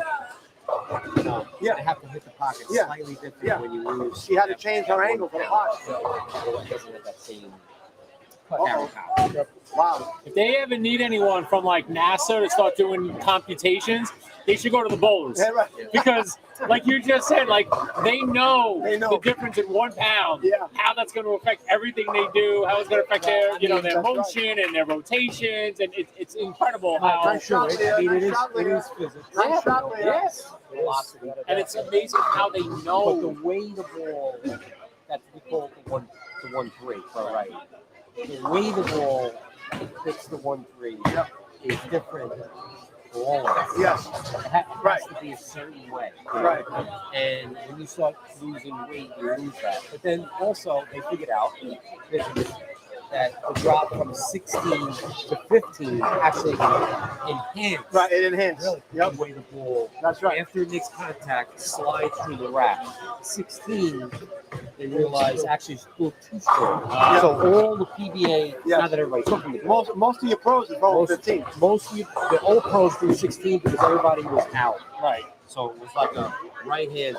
And now that everybody moves in and hooks everything, the ball goes out first, then comes back, they realize that the 15, the way it moves through the rack is more efficient. Wow. But 14, you lose it again. You do. Yep. So it's pretty good. It's a pretty good read. I read all this stuff. So now here's the young lady we were talking about earlier on lane 41, Callista Ibarone. She bowls in all league on Monday night, and Joe, she's throws the ball phenomenal. I bowled against her the other night. She's an up and comer. She's very good. She posts every shot. She has good form. She'll be 215. Yeah, soon. 220 Soon. Yep. It's amazing how far the talent has come since when I first started covering 87, I covered high school bowling. The kid from Susan Reg, his name was Neil Zimmer. He averaged 170. He was the Advanced All-Star that year. The only kid on Staten Island averaged above 170. Right. Now everybody's throwing 200s, 220s, 215s. That's right. I mean, it's just phenomenal. The girls, too. Yeah, no, it's incredible. I mean, it is, Joe. It's a testament to, so as we were saying earlier, how a house like this, they take care of the lanes. Right. You know, the pro shop, you go in there, you buy yourself a ball that is going to do what it has to do to overpower whatever condition is put out. You know, and that's all. But the scores that they were coming up with, you know, when I took over from Joey, you know, the Advanced All-Stars, you know, we would have to vote. Right. And there was always a cutoff for boys and girls to just even be considered. Right. And then after that, you could start looking at other things. Right. I mean, every couple of years, I kept going to Joey because he was the old pro in bowling. And I'm like, I always had to keep raising it. And, you know, me and Naz always had arguments over it because a kid didn't make that cutoff. And maybe they won, like, the tournament. But, you know, and that was the thing. I mean, like when Joey said Neil Zim at a 170, when I was there, we had to cut the boys at least a 205 to be considered. The kids were averaging 220. Girls were averaging over 200, some of them, you know? If Neil Zimmer was throwing the way the balls are made today, Neil would be 220. Without a doubt. If I take Naz's ball away from her now and give her what Neil was using, she would say, what the hell's going on? He was using the black. He was using urethane. Yeah. Rubber. It was The UDOT. Columbia UDOT. It was UDOT. Right. UDOT. Had the 3 dots on it or something like that? No, that was the AMF. The UDOT had the U. No, that was Columbia. Columbia UDOT. Yeah, Columbia was UDOT. That's That what was he your. using. Okay. But it was probably either drawn of urethane. Yeah. Right. Those walls we use to spaz now. Right, yeah. And that was the thing That too. was their strength. And that was always the crazy thing watching the high school kids. But they all had, everyone had their ball up there, but then a lot of them had that backup ball, that spare ball. Right. And it wasn't just one ball. Like they had another two because the oil wasn't doing well. And it always amazed me. Like these were high school kids, and they had 3 balls, but they knew what each one did and how it used. And that to me, like you said, it's a testament of how much they practice because these kids are starting to use at 5 years old, 6 years old. By the time they get to high school. So getting back to the characters of the past, Joe, a lot of those old-time guys are mad about this fact. Right, yeah. Okay? Sure they so are. They're very refuse bitter. to give They're bitter. credit because they say, you know, if I was using that ball, I'd do that. So that's the fun of it too, that they stand in the back and say this is cheating. Right. But it's any other sport. I mean, the drivers in the up the top ball, they hit the ball. You know, the average drive there is almost 300. Meanwhile, the leader was 300 back then. The leader was 280 back then. Right. So it's golf. Right. You know, It's everything. it's everything. You think about baseball. I It's mean, the way the bats are I mean, they all constructed now balls now. affects things It's like higher thread on the ball. The ball's right. There's a lot of manipulation. Yeah. But Neil Zimmer would have been great right now. So that's all. That's all. For sure. We need to Right. know. Yep. For sure. But now we have two-handers, which is another phenomenon That has really taken off. That That has Mike really doesn't even taken know about since you left. Yeah. Now the majority of kids picking up the ball for the first time are now being taught throwing ball two-handed like Right. Jason Belmonte. Right. Now I'm a purist. Right. Okay, I am. I'm a frowner. Right. But I understand that if my son came to me and said that, I would have stopped bowling as a 7th grader. I might do the same thing. I mean, PBA guys, Parker Bone, Ronnie Russell, Chris Barnes' son, Right. they're pros. They're two-handed. And they're Their one-handed, son's and they have two-handed. their sons two-handed. Yeah. So they understand that there is an extra edge Yeah. with the revolution. Yep. So now when you're using two hands, your ball when it hits the pins is at max buzzsaw status. Right. And we're like, they look at us like dinosaurs. Yeah. I mean, I would never throw the ball. I mean, I guess I'm too old, but when you're bowling a two-hander, you better be careful. Yeah. If he gets hot, you can't win. Yeah. Yep. No, it's true. I mean, I have a kid on my team, Mua, Naz and I coach, and he's a basketball player that hurt his knee. Never really bowled before until now. Right. So when he came down to practice, first practice, he's using a house ball, right? And he's bowling with two hands. So Naz and I are watching him bowl, and we're like, well, he's got a lot of potential. He's using a house ball, but he's, as we said before, he's an athlete, he's a basketball player. And we can tell just the way he learned to cradle the ball and get it out there. So we had an old ball that we gave him. Jimmy plugged it up. Lavetti plugged it up. We got him fitted. We measured it. This young man is already on our 18. Wow. And he's turned himself, just started bowling a couple of months ago. He's turned himself into a very good bowler. He needs to work on his spares a bit. But again, being a two-hander really helpful. He's young, strong, and he knows Chris. He's an athlete. Yeah. Yep. He's an athlete. Just from the athlete point alone, he already knew that he had to have the same time. Exactly. He knew from there that he needed to stand in the same place every time. Yeah. Because of going to a free throw line. Or, Right. Yep. You know, the way you set up in the batter's box. Right. Athletes know that. Right. So And he has an edge. We actually told him we had practice the other day, and now the kids are going on their holiday break for a week. So before this young man, Chris, left, Naz grabbed him and said, hey, Chris, don't forget the YouTube video I told you. Watch Jason Belmonte and watch how he makes his spares and how he lines up for his spares. It's only going to help you. So it really has become a big phenomenon. It has. You remember Channel 7? Yes. Saturdays? When I work sports. Chris Schenkel, Thriller Victory, Yeah. Nelson Burton Jr. Yeah. Mark Roth was on every Saturday. Marshall Holman. A young Pete Weber. Yeah. Me and Joe talk I about it used to all the look time. forward to that every Saturday. And those are shows, Joe, that the families watch together. Yes. Families, I know me and my dad, my mom, we would sit down every Saturday afternoon and watch that show. Yep. I wanted to see the top five when there was no internet back then. Right, So right. the step ladder finals and everything. Yep. Yeah. And I think it was Mark McDowell. Mark I McDowell. think he wound up being president of PBS. Yeah, he He was was. the first guy to use resin Yeah. on TV. Yeah. Okay, so now all of a sudden everyone's using urethane. Mark Roth considered to tear the cover off the ball. Right. He was the first one that went to power Right. rather than just form. And he would hook the ball, let's say 10 balls. And now you had this guy Mark McDowell coming in, swinging the lead, and everybody was like, whoa, whoa. Yeah. And then that's what started everything. And scores started going up. Right. And everything was about power. It was just like baseball. Like now everyone needed to hit home runs to keep up. Right. And then they got better and better, and the balls got better. And before you know it, they were standing all the way left and throwing the ball Right. on the second arrow on this side, swinging it all the way to the right. And it was just amazing. Yeah, it's true.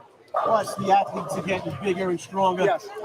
There's training. They're Just training at 5 years old, 6 years old. 100%. Just that learning all- the way bodies yeah. respond to eating and weights and running. And, So that all factors into it. It does. It does. you know, just like Tiger Woods with the golf. You know, like he started after college as a skinny kid. He's let me dedicate myself to training. Right. Became a He changed the game. He an changed the game. unstoppable force Yep. with power and accuracy. And then everybody followed him. And by the way, I think he's making the cut because they had to cut the second round short yesterday. They ran out of daylight, and he was 1 over. But I'm pretty sure I heard this morning he was going to be right around the cut line. So the leader is Max Homer. He's 10 under. oh, so he's got to be within 10 shots. Yeah. Yep. So it was very close. Yep. But Tiger. Even Tiger got old, huh? Well, Tiger's a lot of injuries. See him, even Tiger. A lot of injuries. Yeah, I know. You can see him now when he walks the course. He's limping. We are getting His old. leg is That's why almost it's funny bowed. because like when I hear, It's a shame. when I see some of the names in the paper, like you said in these Credit to him that tournaments, he's like you said, I'm like, alive. I covered this kid as a high still able to school. swing the This is a club. high school. Well, sometimes you see the person's name and you have the maiden name in parentheses. Yeah, and you're like, yeah. I hear now, like, they're married with 3 kids. Like, I covered this girl in high school. Like, how does that happen? I'm not getting older. They are. Yeah, exactly. But I saw a birdie on 18 the first day, and I was like, he's 8. He is. Yeah. Yep. Yeah. Yeah. He did. He did. But it's funny. We were talking about the bowling balls. What I remember when the pro game, and by association, the rest of us, when things started to make a change in bowling, was when AMF came out with the angle. Yeah. Remember the AMF angle? Yellow the angle. black angle, Well, the yellow, the and the yellow, blue. second. But that's when the game really started to make a transition, and it became more power than finesse. So that to me, People started learning that the duller the ball was, yeah, the more that it would grab more. Yeah. So people started, it became more power. manipulating covers, and then it became like a game of science. But the cool part about it was a guy like Pete Weber. He made it across all genres. He was great when the balls didn't hook. He was great when they hooked a little, and he was still great at the end. Others can't say that. Some, right, Joe? Some never made the transition with the technology. No, right, of Pete course. Weber did. Yeah, he did. Well, Pete Weber, you could probably give him a rock to throw down the lane, and A bag of potatoes. he would strike with a rock. Yeah, I mean that's how it's possible, Yep. And we've got a young lady here. I don't want to do the old jinx, but I won't mention her name. Yeah. We don't want to jinx her. But we have a young lady on lane 41 and 2, opened up with the front 6. Wow. So the ladies can throw the ball, no doubt about it. Joe, there seems to be a little bit of a, watching the way the balls are getting down lane, there's a little bit of a hang spot around maybe 7-8 board that you have to get around it or inside of it. And also super dry outside of 5. Right, So, right. I mean, to be real technical about it is you need to be in between those Yeah, two you do. spots. You I really mean, do. when you miss right Right. and you throw it slow, it's going to overreact. Right. But if you miss left, It's going to the ball's slide. going to skid. Right. Here's Here's Naz. Naz she's gotten off to a bit of a rough start here, but the one thing outside of the one frame, Naz will make her spares. So if she can't strike, she's going to stay close because she can make her spares. And that's almost a lost art now. Really, the people want to throw strikes, but you got to make the spares too.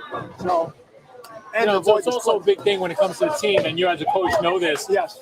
Every pin counts. Oh. And, sometimes a kid throws a perfect ball, gets that bad split, Right. he's discouraged, Yeah. he's not happy. He has and you just as a coach, listen, don't worry about those other 2, that one on the right. Just get those 2.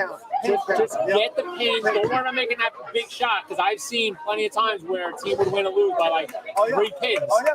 And you look at those 3 pins over the course of those 4 kids over 10 frames, Yeah. where those 3 pins could have came from. That's right. Super important, great point.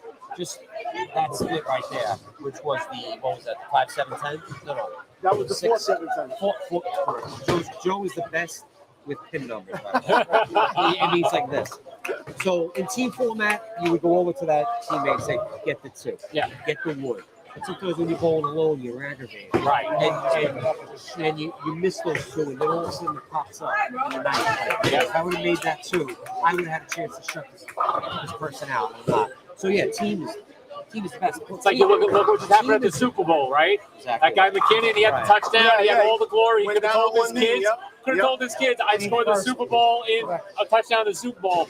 But he went down because it was about the team. It wasn't about his statistics, and that's. But I will say that in the huddle, there was probably mention. Oh, of course. Look, they might.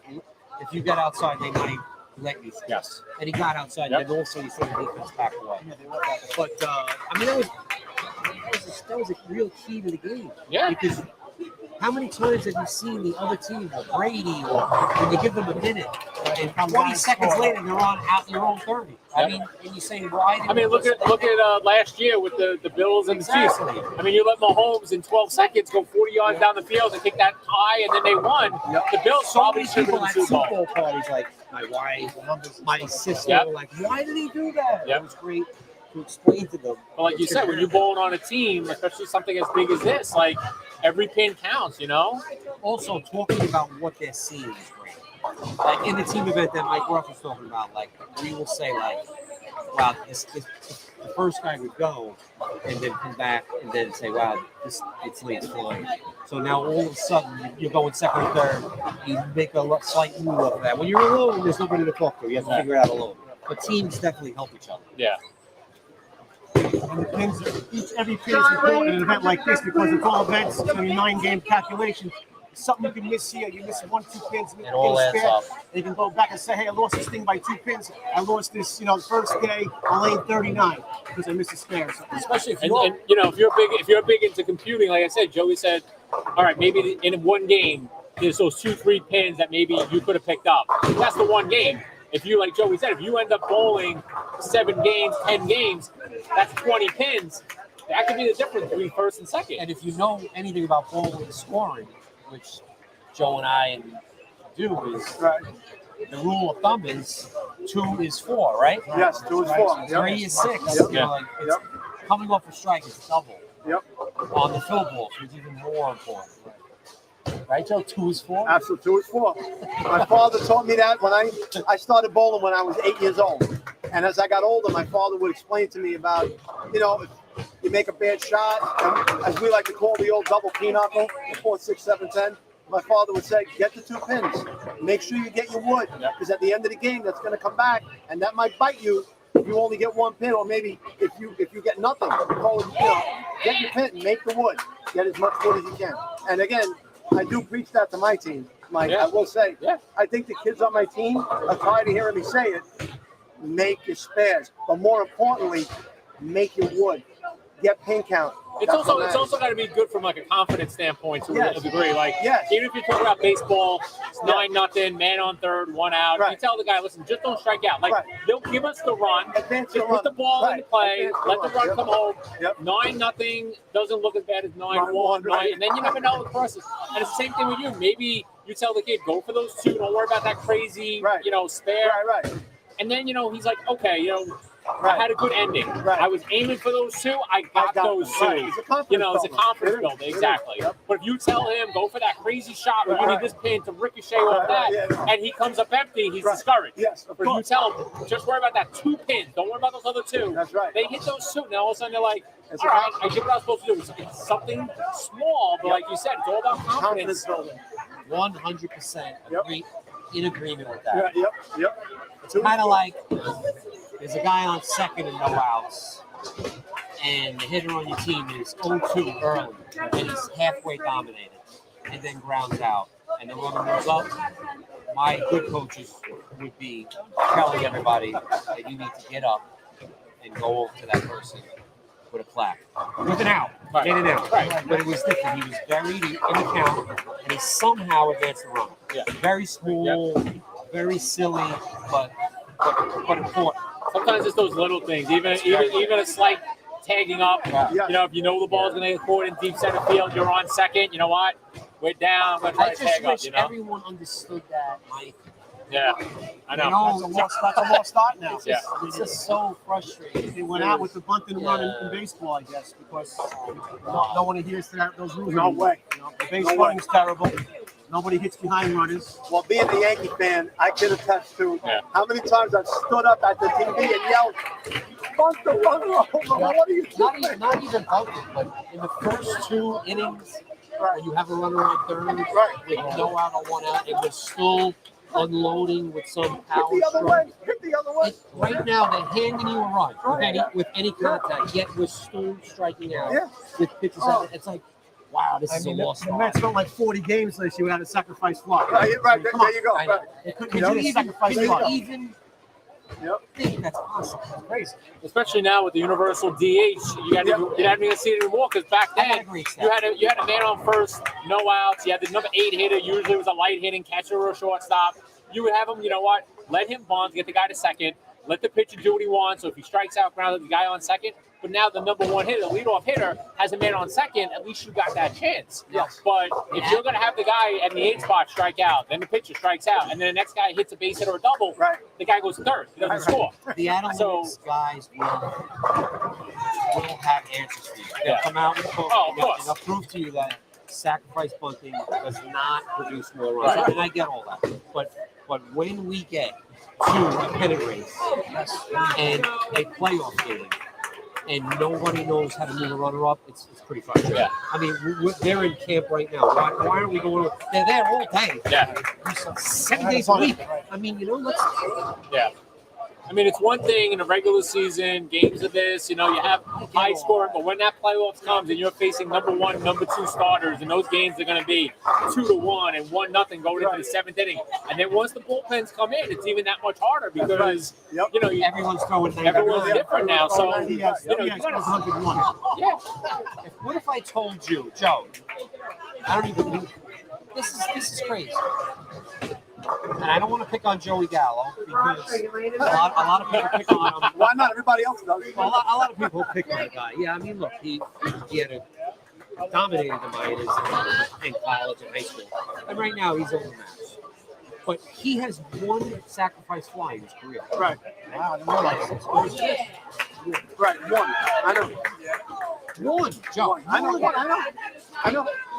But even now, you look at this year. The shift. Right. Now you can't shift. No more shift. I'm so against them banning the shift because basically you were telling these hitters you weren't good enough to adjust your game. So we're going to make the game where you can't shift. So now your natural swing. Like, if you look at that game, I know you're a Yankee fan, but if you watch the Met game, you watch Jeff McNeil. How many times he would take these weird swings, but all he was trying to do was put the ball where nobody was playing. And then, you had players that well, they keep hitting to the shift.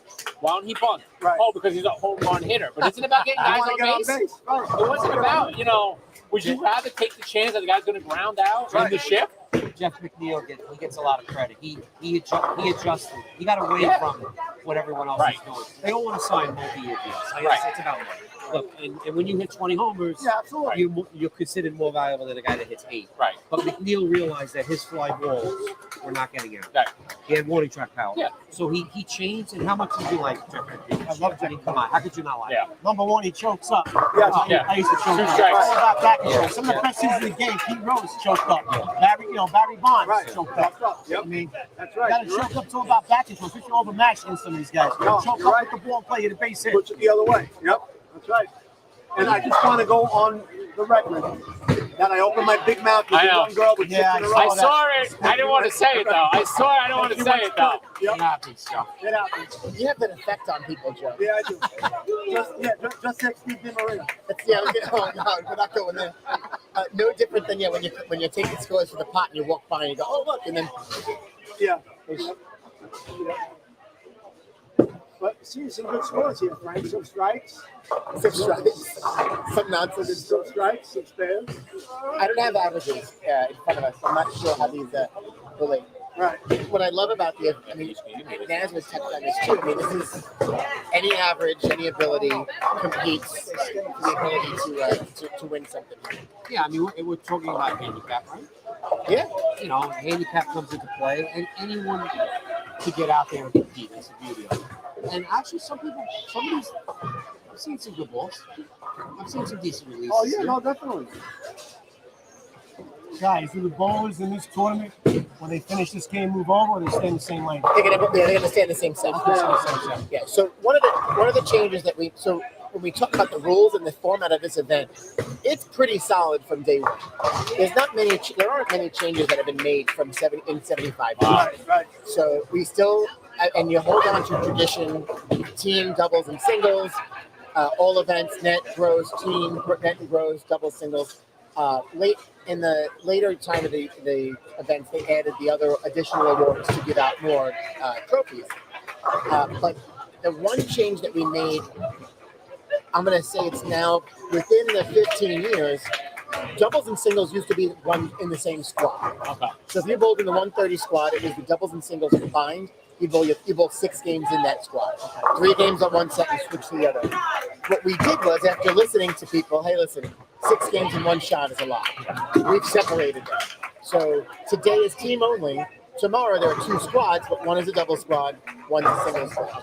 But traditionally, the same format kind of exists, where if you're bowling your singles the first squad on 39 and 40, you're going to swap with 37 and 30. And that's kind of how it was done when it was rolling one squad. But like, what does it say? What you just said? Like, in 75 years, there really hasn't been that many changes. Like, we were just talking baseball, and just this year alone, we were talking about all the different changes that have been going on between the shift, universal DH, and baseball. The size of the base. So yeah, and from that aspect, I mean, that's got to be one reason why you said, like, people keep coming out to this tournament because they know what to expect. Every year, there's not many changes.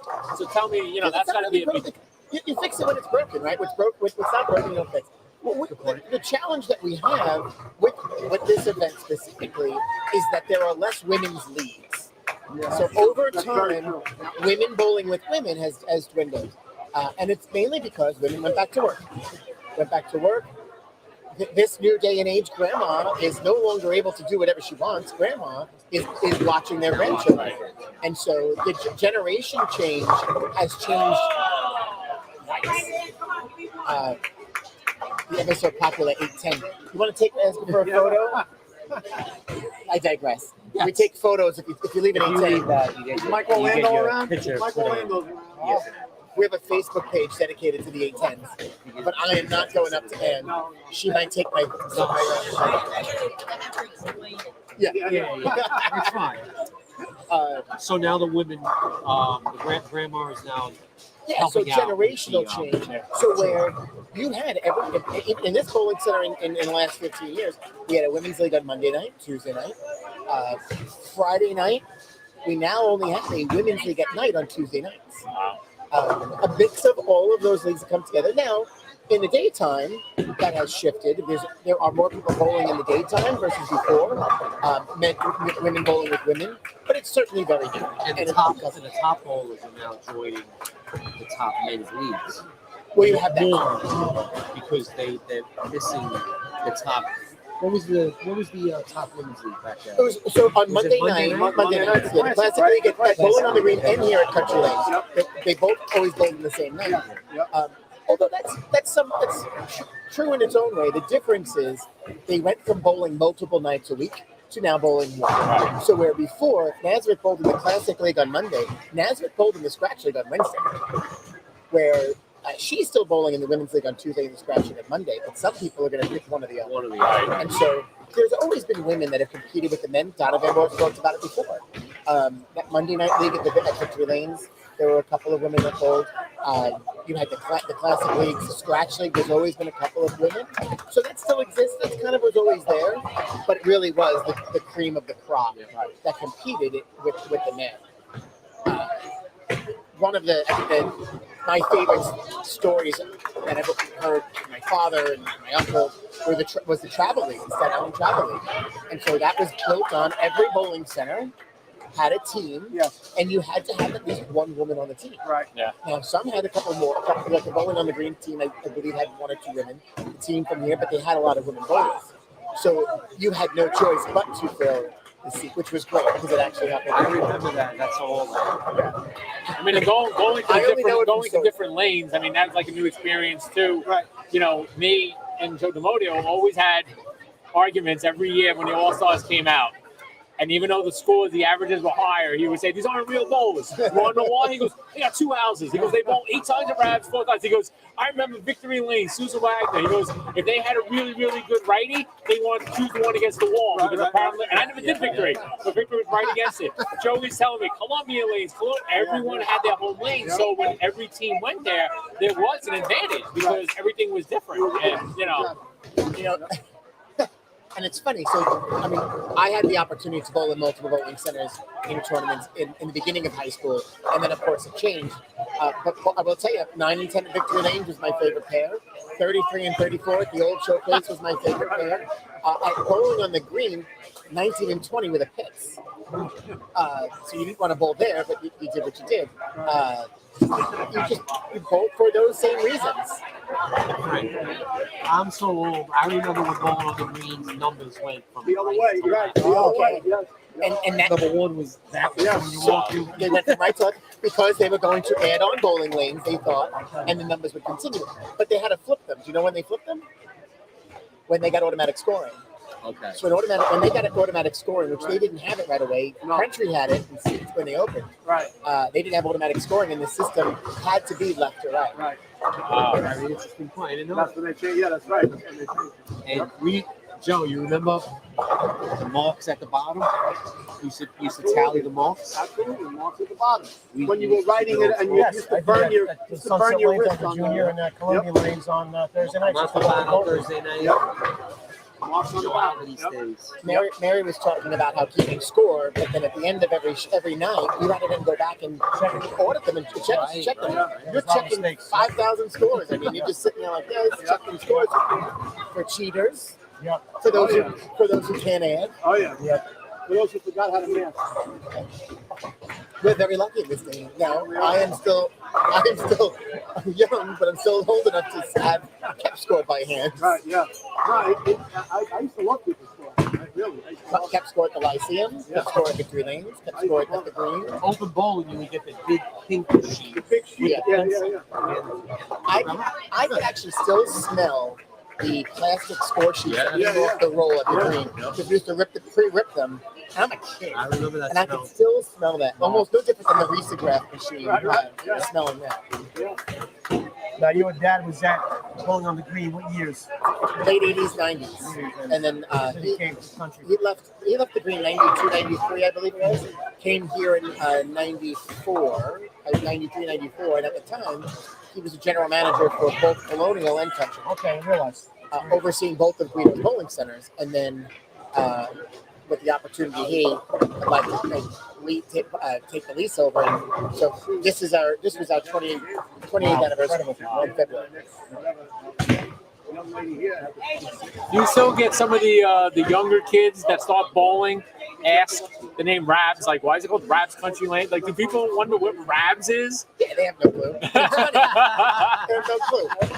But you know what? It's funny. When we were writing the story for this event, and Joe does this all the time, he automatically just makes it. Last call for the 50-50. Oh, last call for the 50-50.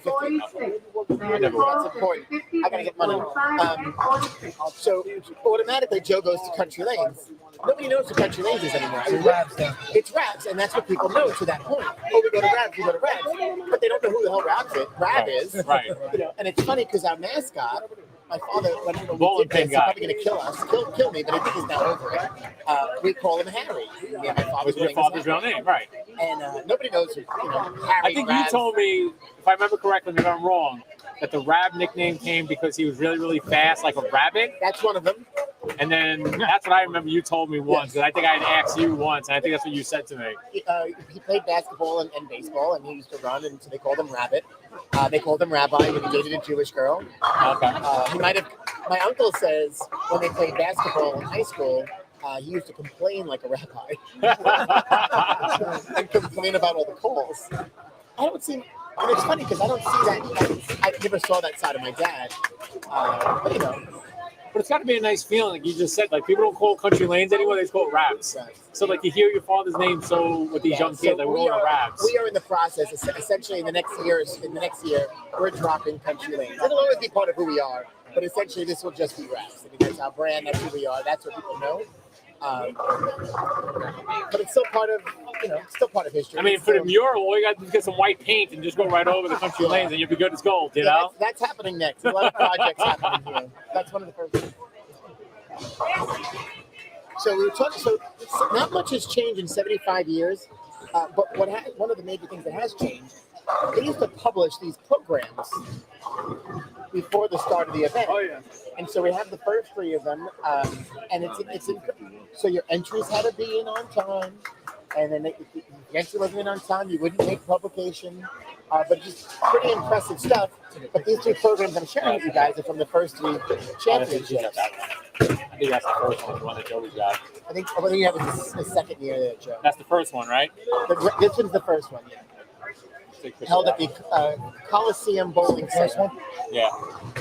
They're in pretty good shape too, huh? Yeah, great shape. These were a gift. Where were they? How? About 5 or 6 years ago, I get a visit, and it was 5 years.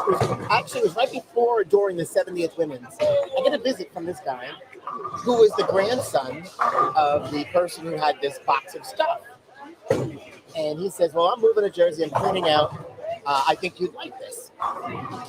So this lady, her name is not in my head at the moment, along with Jeanette Nolte and a couple of others, were the formers. They started the Staten Island Women's Bowling League in 1928. So what I was saying before, but earlier, we're celebrating 95 years of organized women's bowling. But we would never know this if it wasn't for getting this box.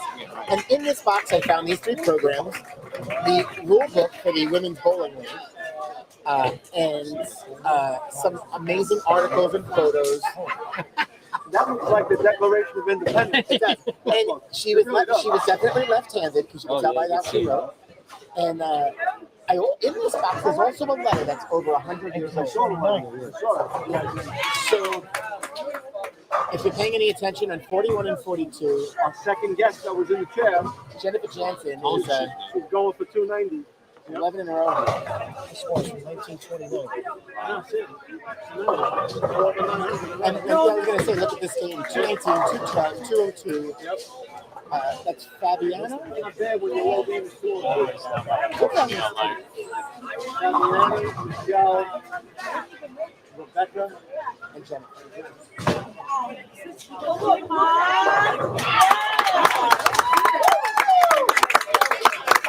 How about that? Open up the championships for the 290. Jen Jansen, 290. Our second guest, bro. Yes. Our second guest. Team score of 923. That's pretty impressive to get starting. They are on their way to the team net title for the championship. Early jump out. Yep. And in a few moments, you're going to hear on the announcement, nice games. That certainly is. We got a 244 over here, too. Nice. Who's that? Is that Jet Gully? That was Jet. What did Jeff do? 244. Very nice. Excellent. Very nice. So, Mike, that's pretty impressive stuff there, huh? Yeah, this is really historical stuff. I mean, I saw a place in here from 1950 that makes trophies and plaques. I wonder if Ray put them out of business. Maybe that's why they're not around anymore, you know? I wonder if Ray took them out. You talked with Jennifer before. She hails from Brooklyn, bowled in Brooklyn a long time. And now her children are bowling. They've made their way over here. I don't know if she made the joke, but she usually makes the joke with us that she's closed multiple bowling centers, and she hopes that she doesn't close this one. I told her you're in good shape.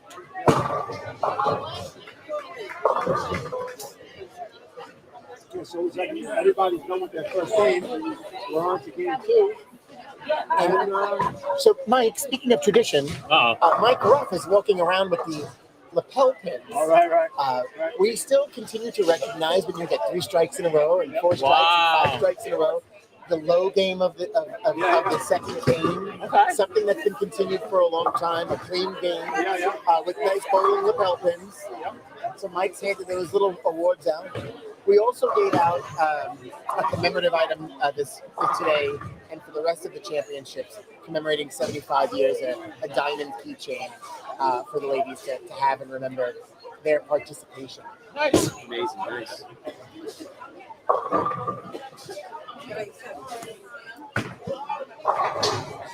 I'll put that there before I ruin it. I don't. Now tomorrow's doubles and singles, right? Yeah, so tomorrow doubles and singles, and then the next 2 weekends rotate team doubles and singles. Right. And then we have actually next tomorrow and then next Friday our squad. So we have a Friday morning squad Yep. for the next 2 weeks alongside the weekends. Yeah, being I'm a retiree now, I'm going to take advantage of the Friday squad and bowl on Friday. You know what's funny? It's the people that bowl that morning squad. I use Dan Dunleavy as an example. He's been one of them that come and bowl on a Friday morning because it's better for him to be able to get away from his kids. Yeah. Than anything. And you get to day off work. Yeah. So.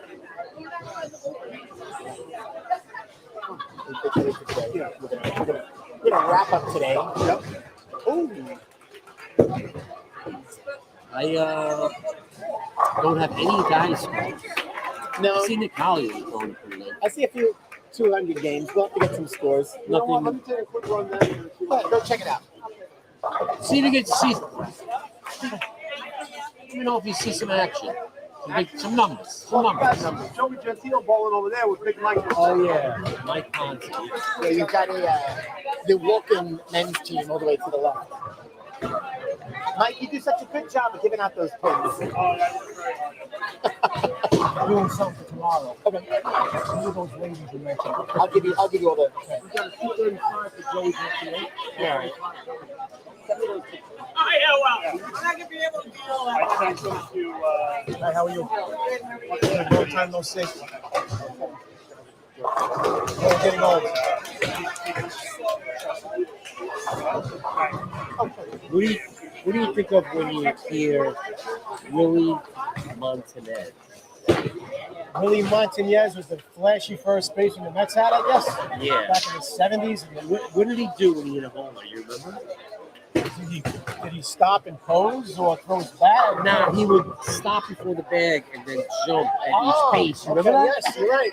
That's right. I remember that. Ah, this Mets stuff that only us. Yes. Yep. When you Did he come after John Milner or before? he came after. That's why they got him. He's supposed to be the replacement. Yeah. I mean, those are the lead years, right? Yes. Craig Swan is the ace. Yeah, Craig Swan was great back then. I saw a couple of games live. He was fun, like 93, 94. That was great. Then Pat Zachary and this Tom Seaver trade. Pat Zachary came in. Steve Henderson. He won Rookie of the Year. Yes. But that was it. I remember it was, Steve Henderson, it was my birthday in May. Yeah. May 23rd. He hits a home run. The Mets won the first place for the first time in 10 years, whatever it was. They want to finish like 30 games on the first. What year was this? I'm thinking it was All right, maybe so my we got- 10th birthday. I was born 66. These guys are talking baseball. 76, The only 77. really, Whenever he came the over, only really- he came over. I asked him, Joe, Yes, sir. about Willie Montanez. Willie Mont, I got a funny story about When he hit a home run, he would jump to the base. That was his home run try. I mean, it was about 12 a year. It only happened 10 times a year. But that was a lot. You remember when he used to scoop the ball out of the dirt at first base? Flashy. Flashy first He base. used to go to the infield. Yeah. He used to go like that. Yeah. That was great. I was at a Met game. I got a funny story about that. I was at a Met game. Had to be, I guess I was about maybe 13, 14. Me and my buddies were at the game. When we used to get, even though I wasn't a Met fan, I went to the game. I'm a baseball fan. We used to get the Dairy Lee milk carton. Yes. Cut out to get the ticket. Free tickets in the back. Yeah. But this day was a rare treat. We sat, I guess, in the mezzanine. Green. Those seats somehow. Green section, yeah. So, Upper was orange. Right. so me and my buddies were over there talking, and there was a guy with his girlfriend and somebody else, and the guy was like kind of a flashy, like a showboat guy, wanted to play the role of like a tough guy with the girls, telling them that when I played baseball, this and that. Willie Montanez hit a foul ball. That, we heard it whiz by our heads. It hit this guy right in the chest. And when it hit him in the chest, he dropped like a sack of potatoes. I was like, well, I guess he's not so tough anymore, is he? But that was a Willie Montanez moment. So we got one big score down there, really. It was only, not only, but 236 by our very own Nick Hollywood. Joe, did you ever catch a foul ball? My son Joseph did at the Staten Island Yankees their first year when they played at the college. How about you? Never caught a foul No, ball. I never did. No. The closest I got to a foul ball is a T-shirt at Chase State. From Mr. I Met? caught From one. Mr. Met. From the shoot from the gun. I caught one in a spring training game. Doesn't count as really catching. It was a foul ball. It was hit by a true, great player. Who was it? Jorge Fabregas. Oh, And him was a backup catcher. I know who you We were walking away from the game. We turned around and one bounced and then right into my hand. Wow. That ball is worth $1 right now. Money back. Well, before we do it, the foul ball that my son caught was hit by the infamous Shelly Duncan. Shelly Duncan. Shelly Okay. Duncan. My dad caught one from Ken Singleton at Yankee Stadium. I don't know why he was at Yankee Stadium. The Orioles. Well, they played the Orioles that day. It bounced off the back wall. He just put his hand up and was right. And I lost that ball because we needed a ball out in the yard. Right. We ran out of balls, so I went and I got the one. So he was mad at me after that. Probably not a good idea. Hey, so while you're talking baseball, we can bring it back. We can maybe bring this back. Yeah. Reel it in. Recently, the baseball and the bowling community lost a pioneer at Elliott, and so Ed and Gloria were huge fans, supporters of bowling. They were the faces that you'd constantly see at these events, and so certainly missed and remembered. But pioneers in doing what they did, starting a Little League, right? Yeah. And then their face is synonymous with bowling. Their nephew, Jim, is continuing to run his events. So Staten Island bowling history is pretty rich. Yes, it is. And you never know who knows who. Staten Island is so big, it's so small. And then this bowling community alone is what ties it all together. Yeah, I always remember Ed being like this big guy, He was the president of the Little League I played at. Really? Staten Island. Yep. And the name Elliott and bowling go hand in hand. Well, bowling, as we always say, it's like a family. It brings people together, and a lot to be thankful for. With this game, the friendships made over time. That's really what it's about. And Joe, you know what? After bowling well Monday night, it seems they're more of your friend when you're bowling good. Do you notice that? Yeah, and not against them. Right. Like, no, teammates, like, after you bowl good, it's like, hey, have a good week. Right, yeah. When you shoot 540, it's just, all right, see you later. See you later, yeah. They lose that, no more have a good week. Yeah. It's missing. Yeah. I'm not going to argue with you there. You're spot on. For the record there, Jennifer Jansen got her 12th strike there. Yes, she did. Started off with a first one here. She got a Joe Tusa 300. She got a Joe Tusa 300. We lost Mike. I'm pretty sure he's sitting. Mike he's talking with Terry at the. Yeah. No, he got stopped. He's talking with Terry at the front desk. All right. He's waiting for Mike to come back. So we'll show the audience at home here. These are the programs. Hold those up to the cameras. Pretty cool. They are here on display. No oily fingers, please. Yeah, no. Preserve. Please preserve them. I know. Looks like you're showing the computer. Hello. Like Vanna White. And when I gave the ladies the champions book, this goes back to the champions of 1949. They're like, oh, wow, I remember that name. And then the other one goes, well, I don't remember that name. No, because I'm older than you. She was friends with mommy, and she was friends with grandma, and they bowled together. Yep. The camaraderie of bowling. That's what it's all about. It certainly is. Yep. So we're going to sign off a little bit. Yep. It's been a long couple of hours here. It's a lot of fun. Yeah. Now that Mike's back, now that Mike's done talking with Terry. What'd I do? No, nothing. We're gonna wrap it up. So thank you guys for being here today.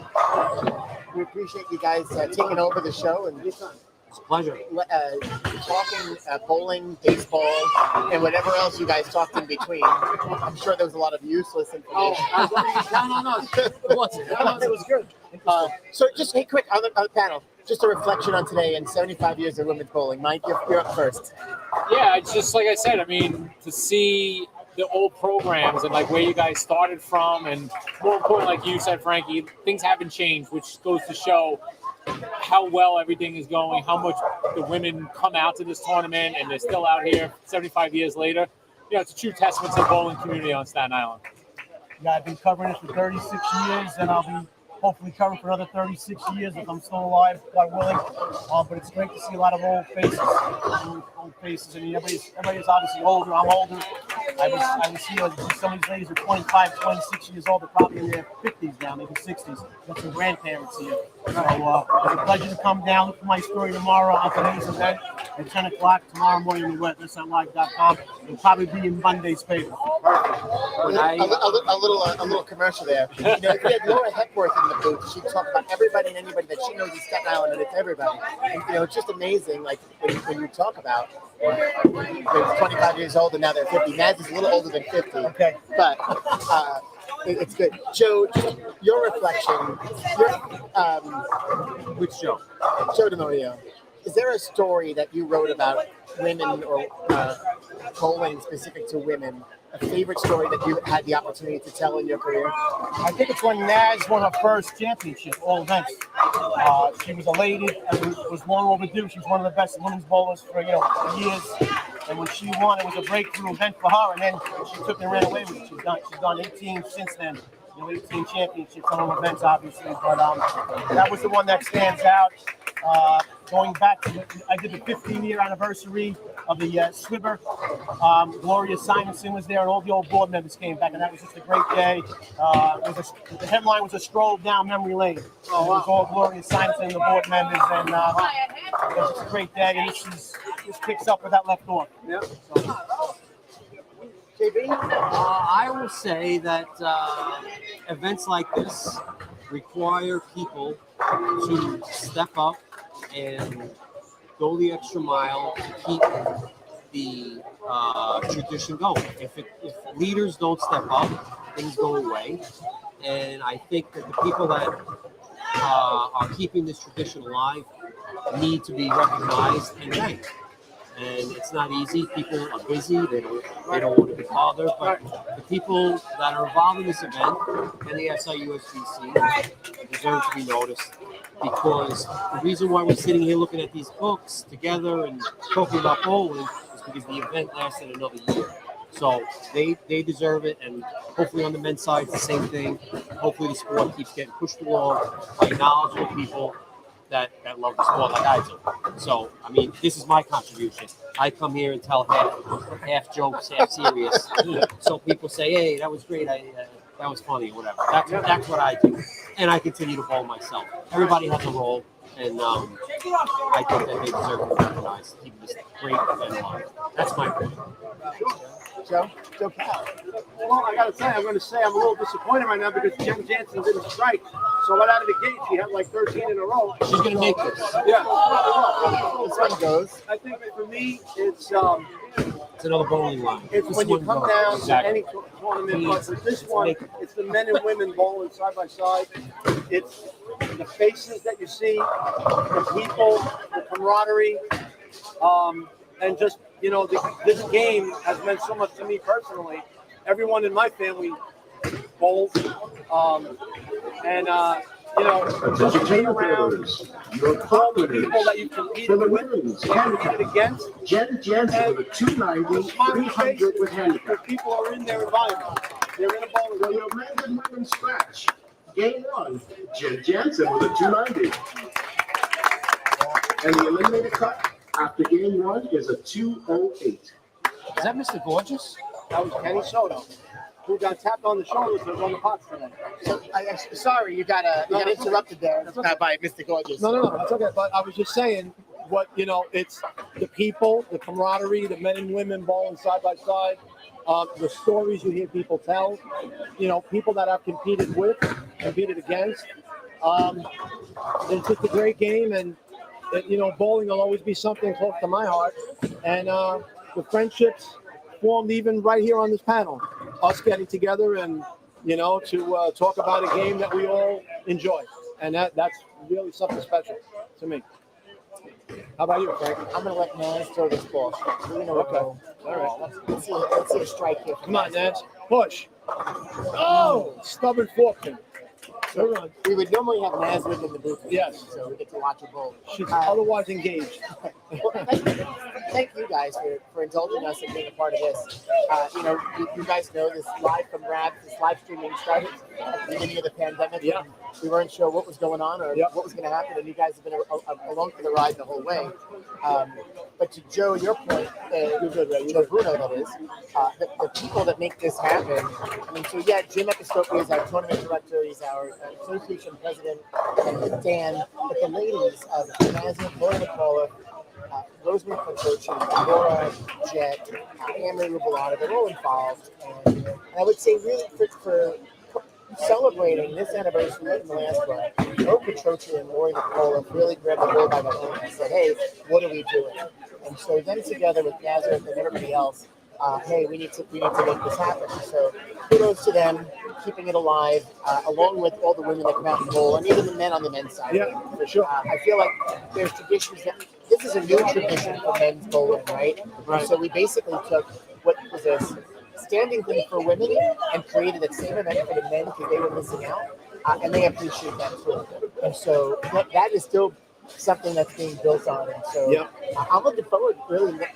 Two more weekends after this one, watching all of these ladies hit the lanes and remembering and talking about, wow, 75 years. And I know I'll be here in 5 years when they're talking about 80. And before you know it, we'll celebrate the 100th anniversary of this women's championship. We'll have a lot more gray hair then. And hopefully, God willing, I'll be here. But it'll be different stories. We might be talking about how Calista Ivarone at that point has 20 titles. Yeah, right, yeah. Nazareth might have eclipsed these all-time records. We don't know. Right. But that's preserving that history is so important for our association and really the bowling community as a whole. In general, yeah. Thank you guys for really being a part of it today. Thank you to the ladies that came out, that haven't been bowling, that we were able to honor. There were so many others that we invited today, and who's moved to Florida, who's on vacation, who's doing this, and they all had their own little stories to share about wow and reflection on when they bowled and who they bowled with.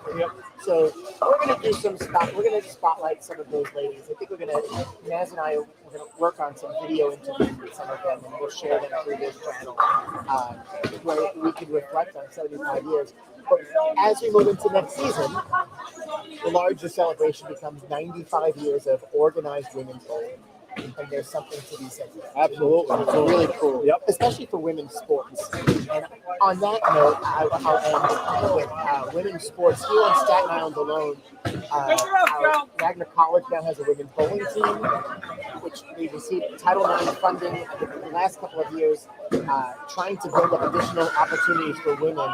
And bowling is one of the sports that's easy for schools to rally behind. So Wagner College started this program. College of Staten Island has officially started the program. Yes, They're a club sport today. They'll be a varsity sport within the next year or so. And it's nice to see that these ladies continue to have aspirational value coming out of youth bowling in high school and into college when they can stay right here on Staten Island and have a program of their own. So, yeah, for sure. We'll watch a little bit of bowling and then we're going to close it out. Yeah, we'll wrap it up. Hope everybody that's watching comes down over the next 2 weeks, and either you're bowling or just come down and watch the friendly competition. I can't wait to bowl. When are you bowling? I think tomorrow. Really? I don't know. I'm bowling. All right. Next week, I'm bowling the principal. I'm bowling next Sunday team, and then the following weekend singles doubles. I can't wait. It's a lot of fun. Looking forward to it. Yep, looking forward to it. Any other scores here before we close this out? Are you watching anyone? Yeah, I mean, a couple of strings. Couple of strings there. Right in front of us on lane 40, and on top has Dan Larrick has a triple. Oh, somebody on the men. Sean Kender. Sean Kender has front five. Yep.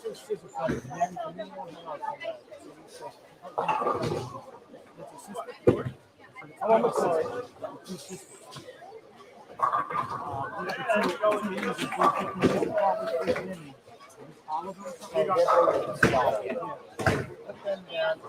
They told me 25th anniversary. Yeah, one they both live together. They both live together. They haven't both listened together. I don't know. No, they haven't seen each other in 50 years. What's up, young fellow? We're just wrapping up here. with Nazareth's mother, Brittany.